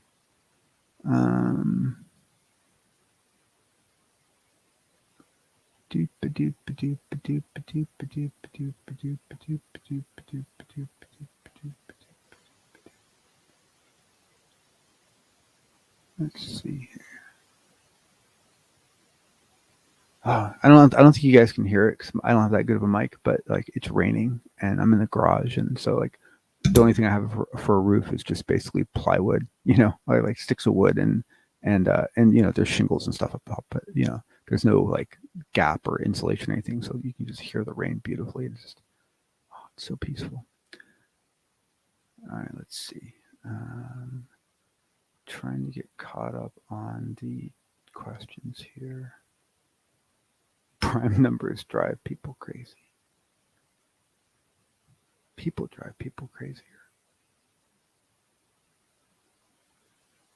Prime numbers are lovely.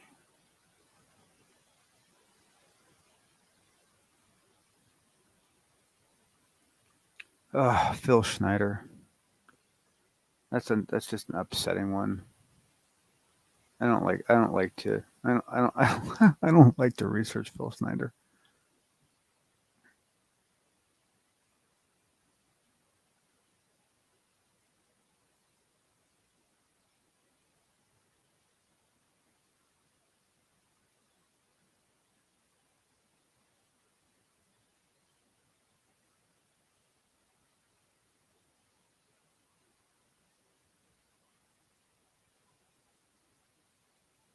Yeah, I agree. Yeah, I totally agree on skylights. Okay, so Bim Jim, you were doing top-down logic. That was an anathema science. Yeah, I don't know if that really is an anathema science. I guess. But what are you referring to in particular? Or were you referring to? I want to make sure I understand what you're saying. Oh.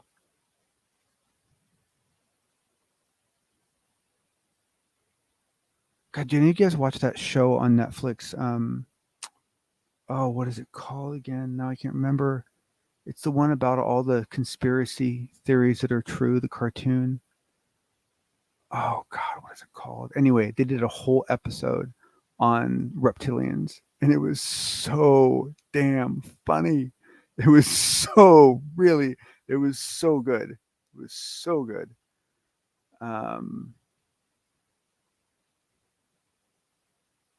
So Bimjin, what do you mean by I'm doing top-down logic? Explain, because I want to understand. I love it when people find flaws in my logic.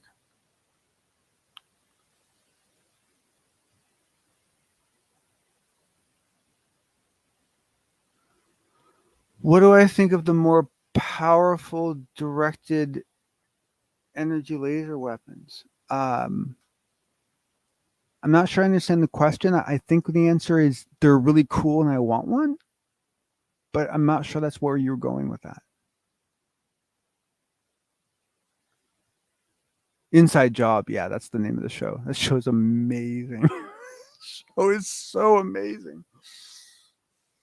It's so over the top. Like you can't really talk about it with anyone. Like you can't like talk about what happened in any of the scenes. You just have to watch it by yourself and just like in awe.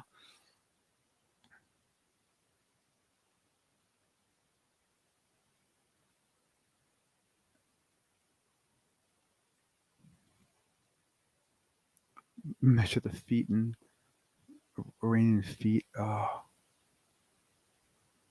God, I was in a cab going from Ipoh, Malaysia to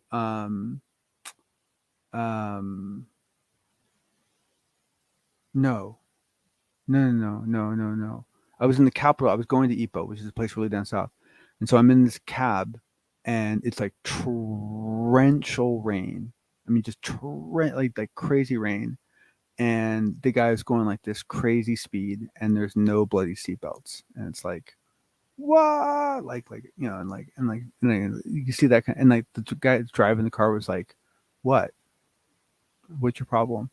And like the guy I would travel with and I work together, we're both like seriously like white as sheets, wondering like should we text our wives and like say goodbye, sort of thing. And like guys is like whatever. All just depends on what you grew up with.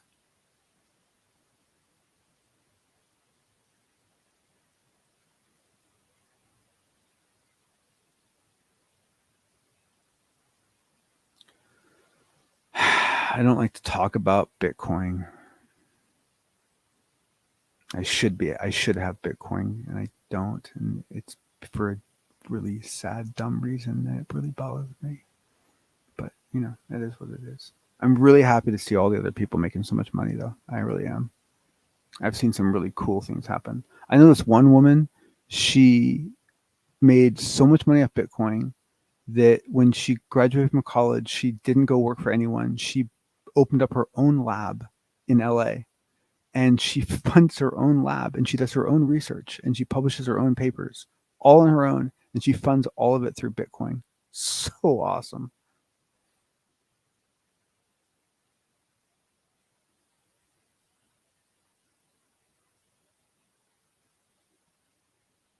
"28 inches. Jeez.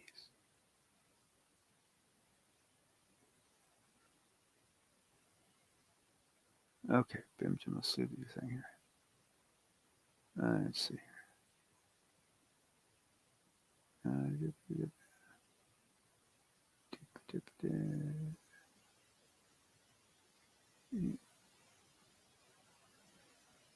Oh. Yes. No. No. Yeah. No. I agree. First off, you got to read Lanza's book. Because I went into it thinking there's no way I'm going to believe this, and I came out like at least considering it. And essentially he puts forward some very, very, very strong reasons why supposing a consciousness first model does a better job of explaining the data than a materialist first model. And that's essentially what his argument is. And that's essentially the argument he used to convince me.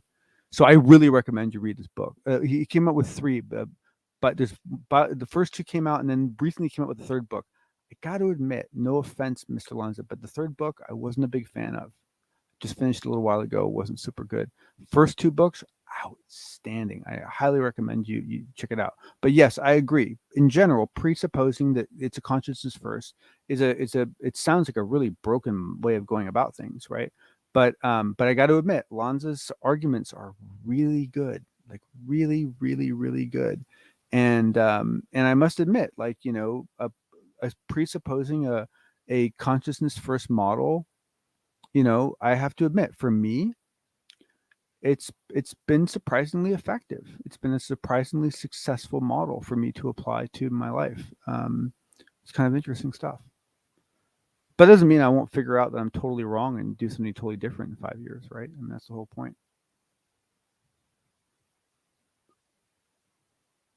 And I don't know about collective unconsciousness. I don't know. I go back and forth with the whole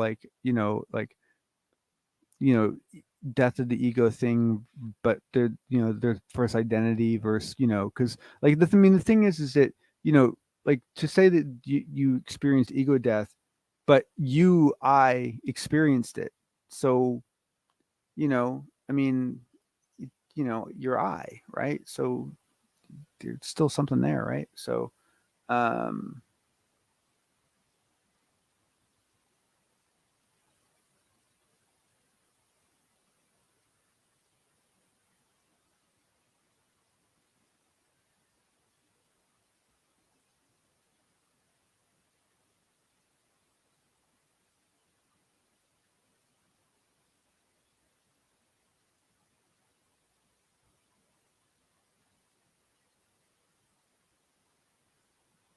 let's see here.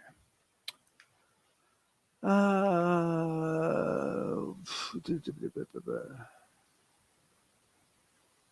Jenny, the whole idea of like what is Bitcoin backed by? Like, I mean that I don't know. To me, like that was a much better argument back when we still were on a gold standard. But like, I mean, what is the value of $1? It's just what we all decided is. It's actually not backed by anything. So, to me, I mean, I have to be honest right here, right? Like I'll be honest. I'll go on record saying this. I'm not happy with how Bitcoin has gone, right? I'm not at all, because to me it's become um it's become an investment opportunity. It's become an item to covet. It's become a thing to buy and to own. And what I wanted Bitcoin to be was an exchange, was an actual commerce. But it was for people to use it like all the time, like to stop using dollars, to just use Bitcoin for everything, to buy groceries with it, to buy gas with it, to buy everything with it. And instead it's become like this high valued investment tool, and which is nice. I mean, don't get me wrong, I love all the people that are making all the money, right? But it kind of wasn't the point, like, I mean, the whole point was to use it, right? um because I mean, people forget how different it is in other parts of the world.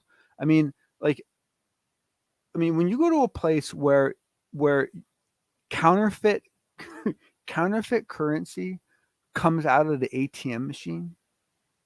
I mean, think about that, right? Think about that.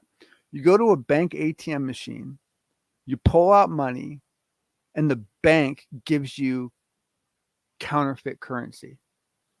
Think about how messed up that is, right? That is not as uncommon as you think, right? That happened to me just where was I? I was in Buenos Aires, and it happened to me there, right? And so for places like that, a lot of them will use the dollar as well as a second currency because it's more stable. But the thing is that, yeah, okay, yeah, do I mind? No, because I'm America, and so it helped me spread my brand or whatever, right? But fundamentally, all these countries shouldn't be using the dollar. They should be using something else. They should be using something universal. They should be using Bitcoin, right? And so the whole original idea was that Bitcoin would become this universal currency that you could use anywhere in the world. And so it didn't matter if banks took a run on in South Africa and no one could get money out to buy groceries. If you could get access to your digital wallet, you could still go buy groceries. And that was cool. That was a beautiful vision. Yeah, I mean, all of our money is I mean, everything is purely as valuable as we decide it is. I mean, that's all it really. I mean, that's just supply and demand at its core. I mean, and the truth of the matter is that when capitalism is allowed to run free, the truth is we usually don't like the results. As funny as that is, I mean, we all kind of champion capitalism, but the truth of the matter is that you take, for example, house prices in certain parts of the country.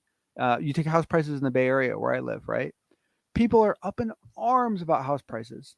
They always are. They have been every decade, for every decade I've ever lived here, and they will continue to do so. And the prices go up and up and up and up and up. And is it ridiculous? Yes. Are the prices too high? Yes.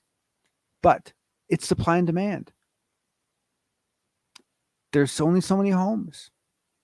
There's X number of people with money. That's what happens, right? Like, if you don't increase supply, that's what happens. So basically, house prices are like one of the only things that's actually fairly naturally set.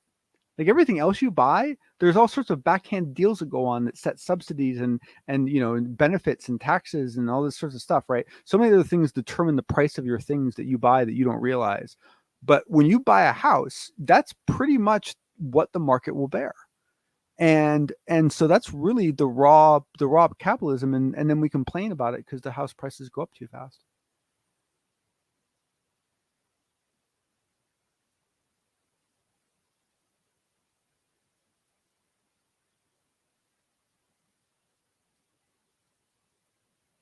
Oh man, I used to travel like mad. I used to fly like 100,000 miles a year.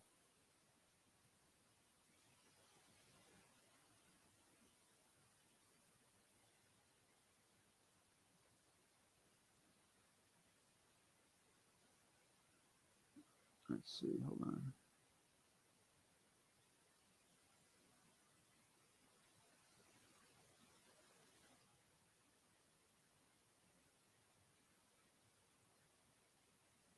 what I meant earlier about super large dudes are the ones referred to as brother God.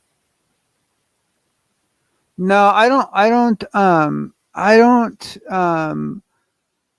A while ago, someone showed me the math on the rods of God, like the budget, like layout, like what would it cost, and like what it would cost to make them, what it would cost to ship them, what it would cost to get them up into orbit.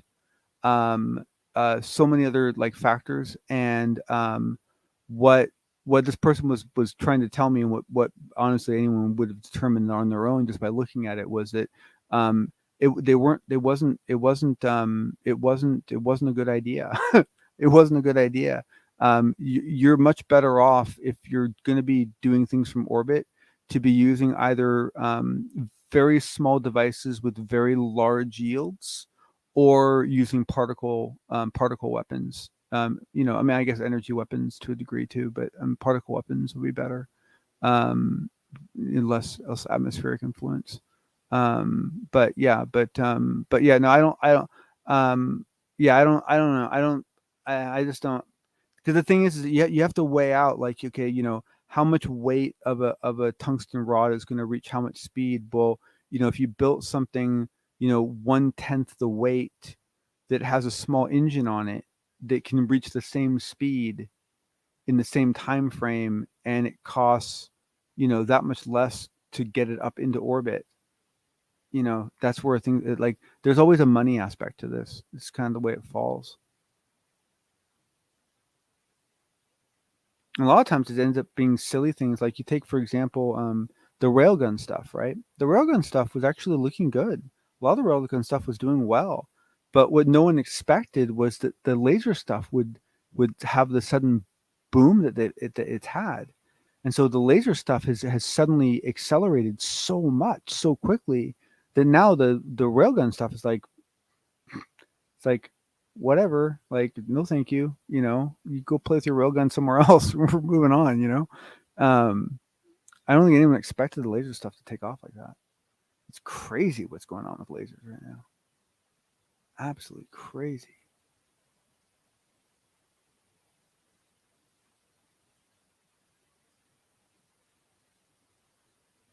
Oh, Copenhagen. Such a lovely place. Such a lovely place.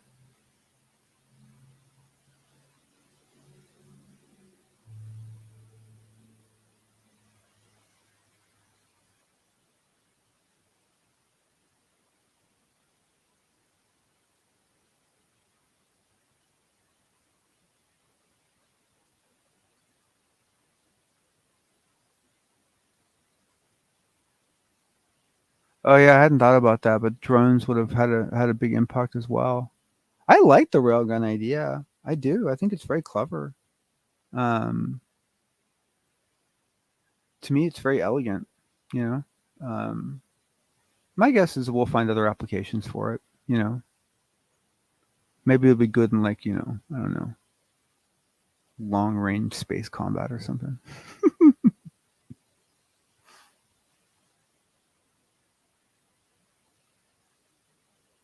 Oh, Copenhagen is amazing.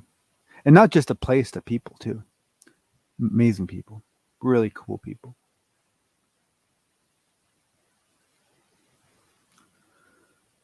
So I don't think it's safe for anyone to assume that there's one group of anything.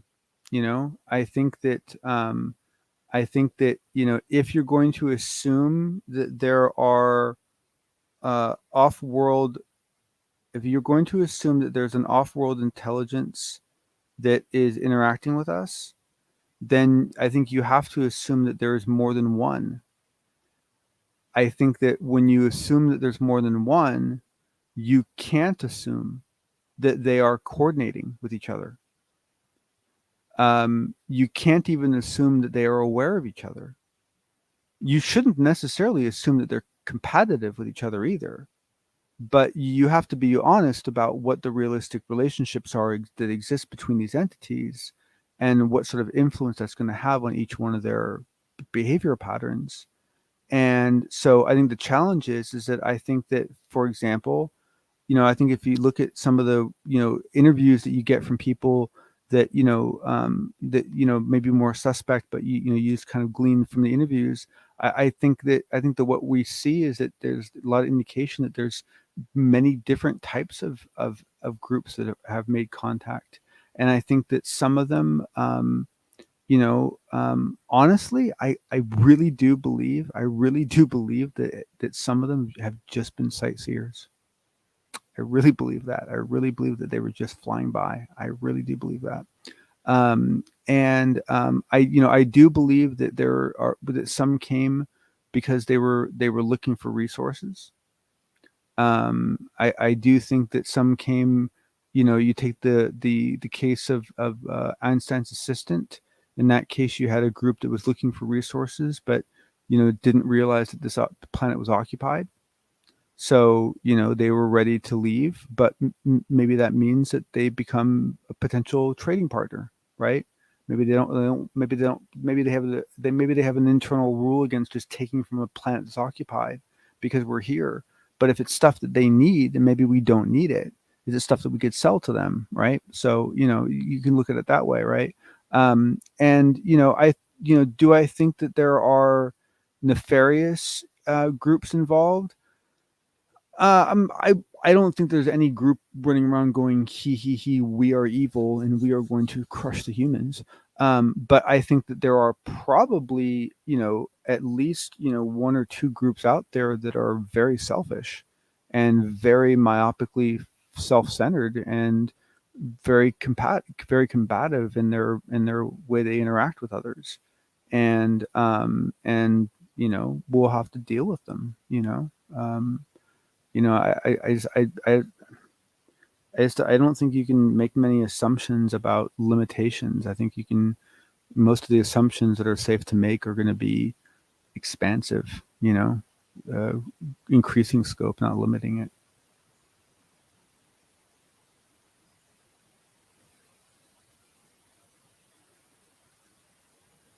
I see Army is playing with railguns and lasers still. Only Navy and Air Force moved off railguns. Oh, that's good to know. I think the railgun's really interesting. I mean, some of the negatives I've heard about it is that the cost of the slug isn't quite as cheap as everyone thought it was going to be.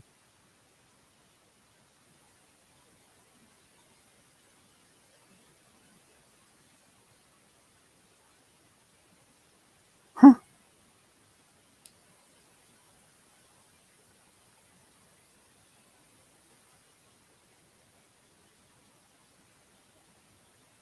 Thoughts that maybe an aggressive group is reason we're seeing media being told to cover this more.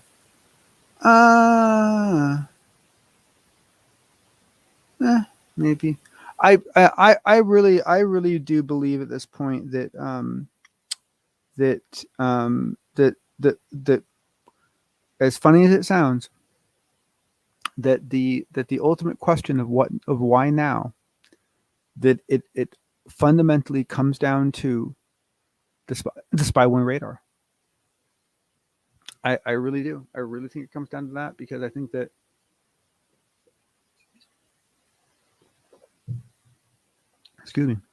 prior to that, every one of your pilots could be landing on that carrier telling you about seeing stuff. But if I don't have any data to back that up, I'm not going to take that to anyone else into command. And now what? Now I'm just going to tell my own guys to shut up and keep their mouth shut. That sucks. All right. That's no fun at all. Right. And that's how everything was up until that point. And then suddenly, with those upgrades, suddenly now they're getting data from radar that matches what the pilots said they saw. For the first time, you have another data point that says this pilot actually saw what he saw. This pilot saw what she saw. What she saw was real because we have the data from radar to prove that it's real. And I really think that single catalyst started everything. I think there was a huge snowball effect that was perhaps built, perhaps was already in place to be used. Perhaps it was manipulated by people. Perhaps it's being manipulated by many people. I don't know, but I think that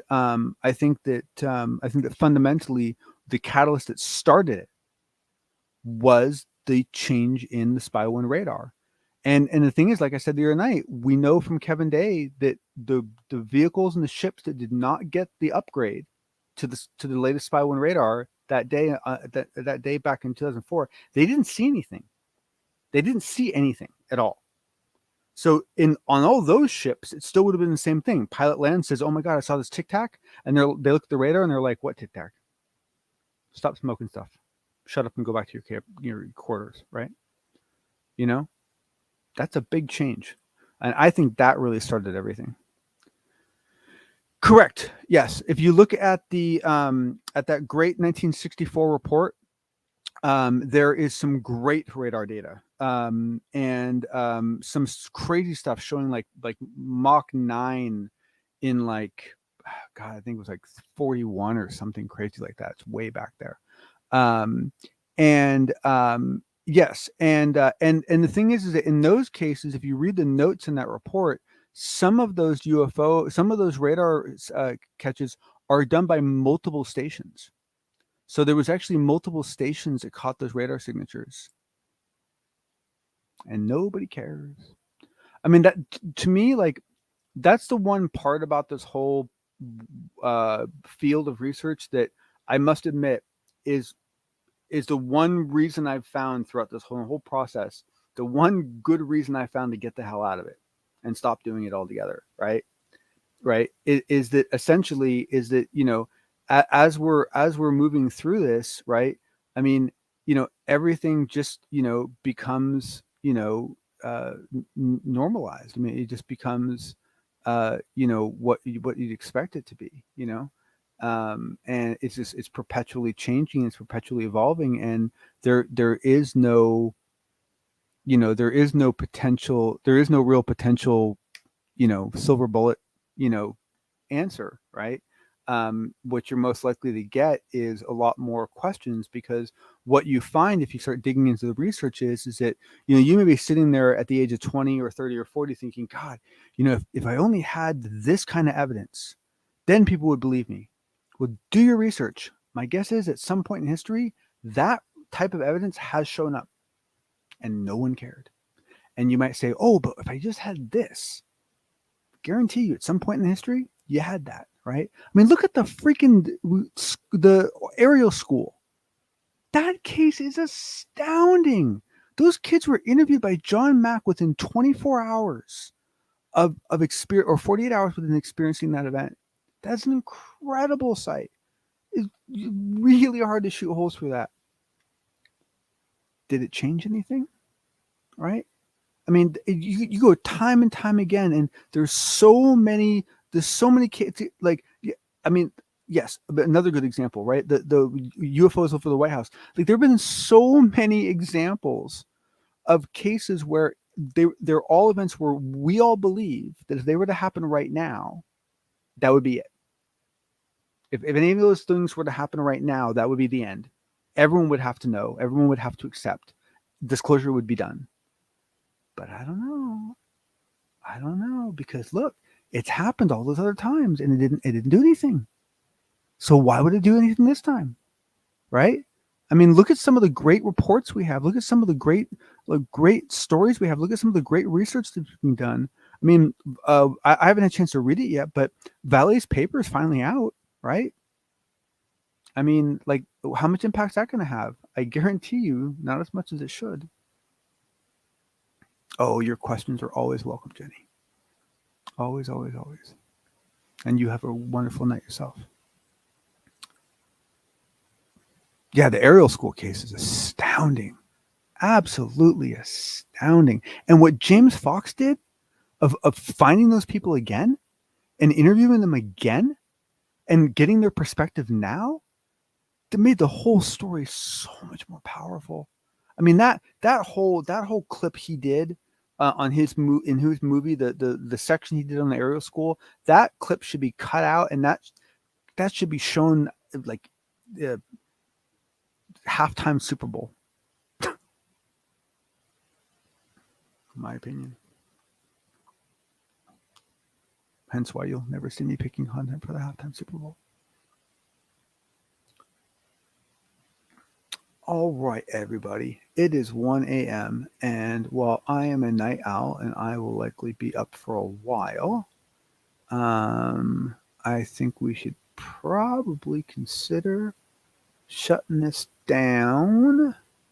Let's see how many people we still got here.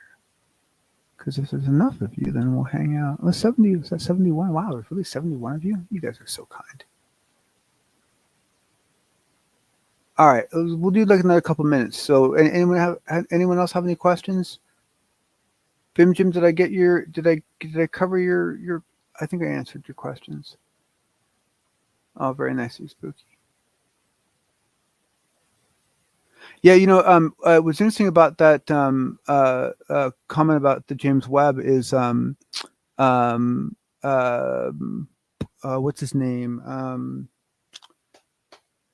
The new CIA guy that we all like so much. Anyway, John Ramirez, he in one of his talks, he puts forward the hypothesis that essentially the James Webb telescope might end up being a catalyst for some real breakthroughs. There's interesting rumors that essentially once the James Webb satellite gets out there, they're going to point it at some regions that might find some stuff. And that was basically one of Ramirez's hypotheses. I think I know how to play the music. I'm hoping. Let's see, what type of tech was involved in triangulating the area when a person was. I don't know of any technology that was done to actually show someone catching anyone. There is a really interesting video that came out of the UK that seems to show a woman in bed freaking vanishing right out from under the sheets.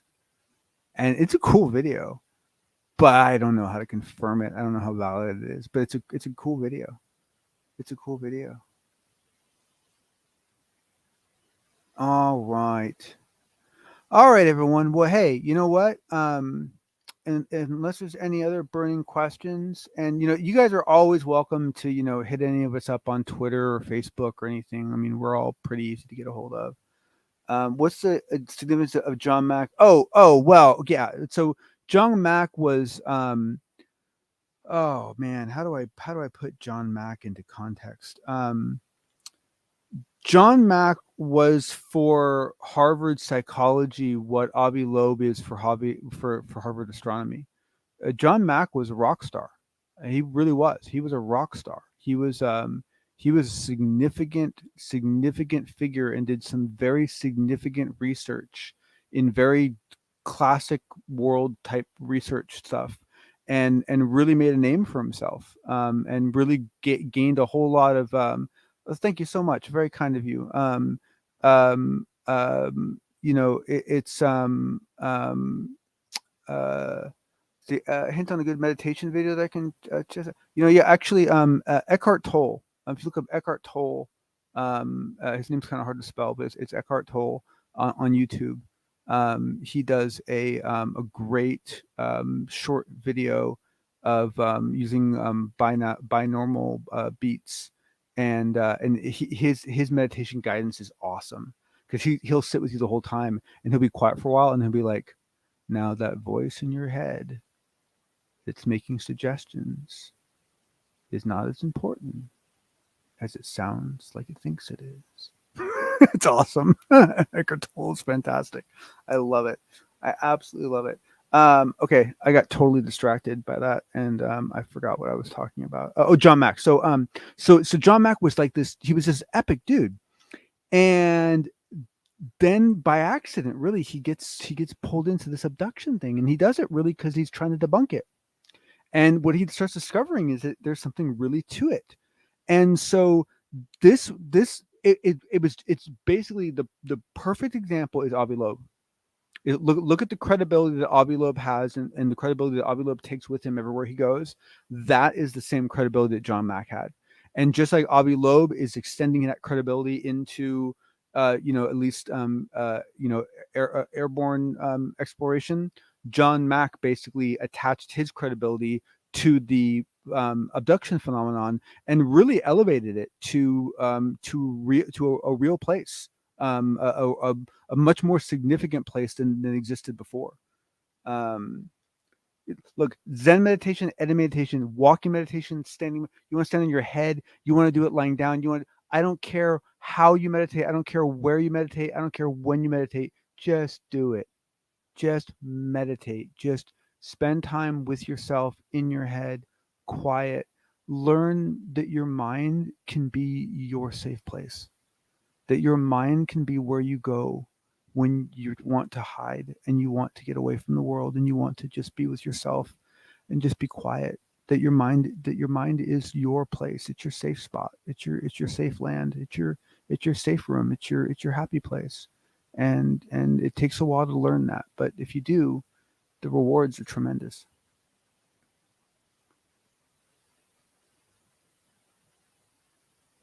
Auto-tune. I love auto-tune. I hate to admit it, but I really do. All right. Ooh, and it's 1:11, so I'm gonna end on the cool number. But anyway, so thank you everyone for sticking around. It was so very kind of you. If there's any other questions, let me know. And sample auto-tune for us. It's awesome. Auto-tune's super fun. But anyway, oh now I missed my slot. Now it's 1:12. But anyway, I hope you all have a lovely evening. Tomorrow night, let's see. I should know this off the top of my head.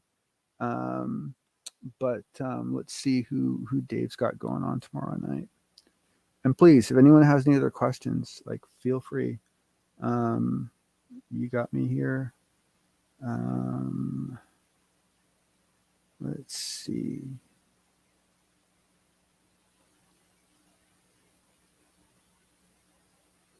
Let's see what.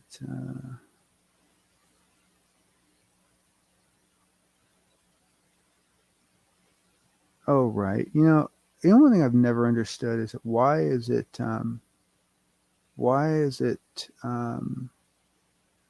so hard when you go to someone's YouTube page to actually see upcoming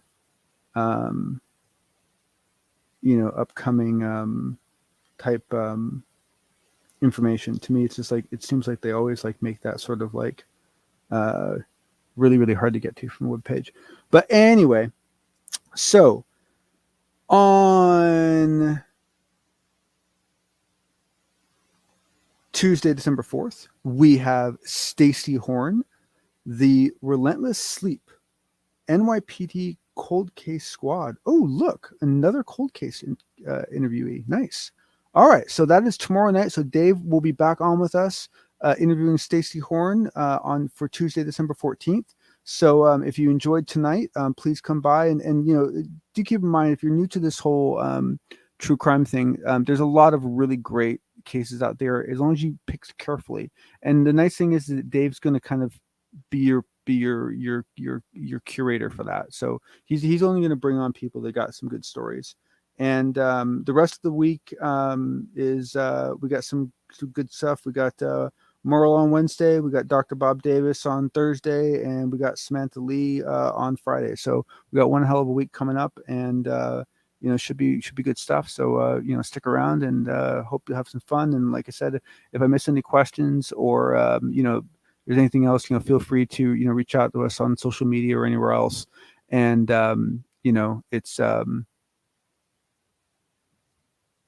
it's been fun for all of you that stuck around. Thank you for all the people that super chatted and super sticker, all that jazz. It's very kind of you, and I can tell you from personal visitations or visibility that those super chats actually really go a long way. So they're very much appreciated. For everyone else, you always have a safe place here. For all of our veterans, you always have a home here. And I wish you all a lovely, lovely evening. enjoy your time, and we will see you back here tomorrow. All right, let's see how this goes. Okay, now I'm going to try to do this. So if I blow it up, I do apologize, but this should work. We'll find out here in a second. Okay, hopefully we'll get the music. If not,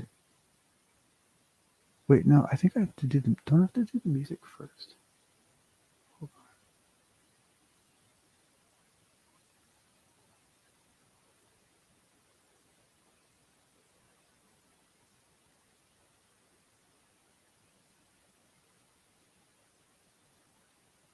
on. Okay, we're going to try this and see how this goes, okay?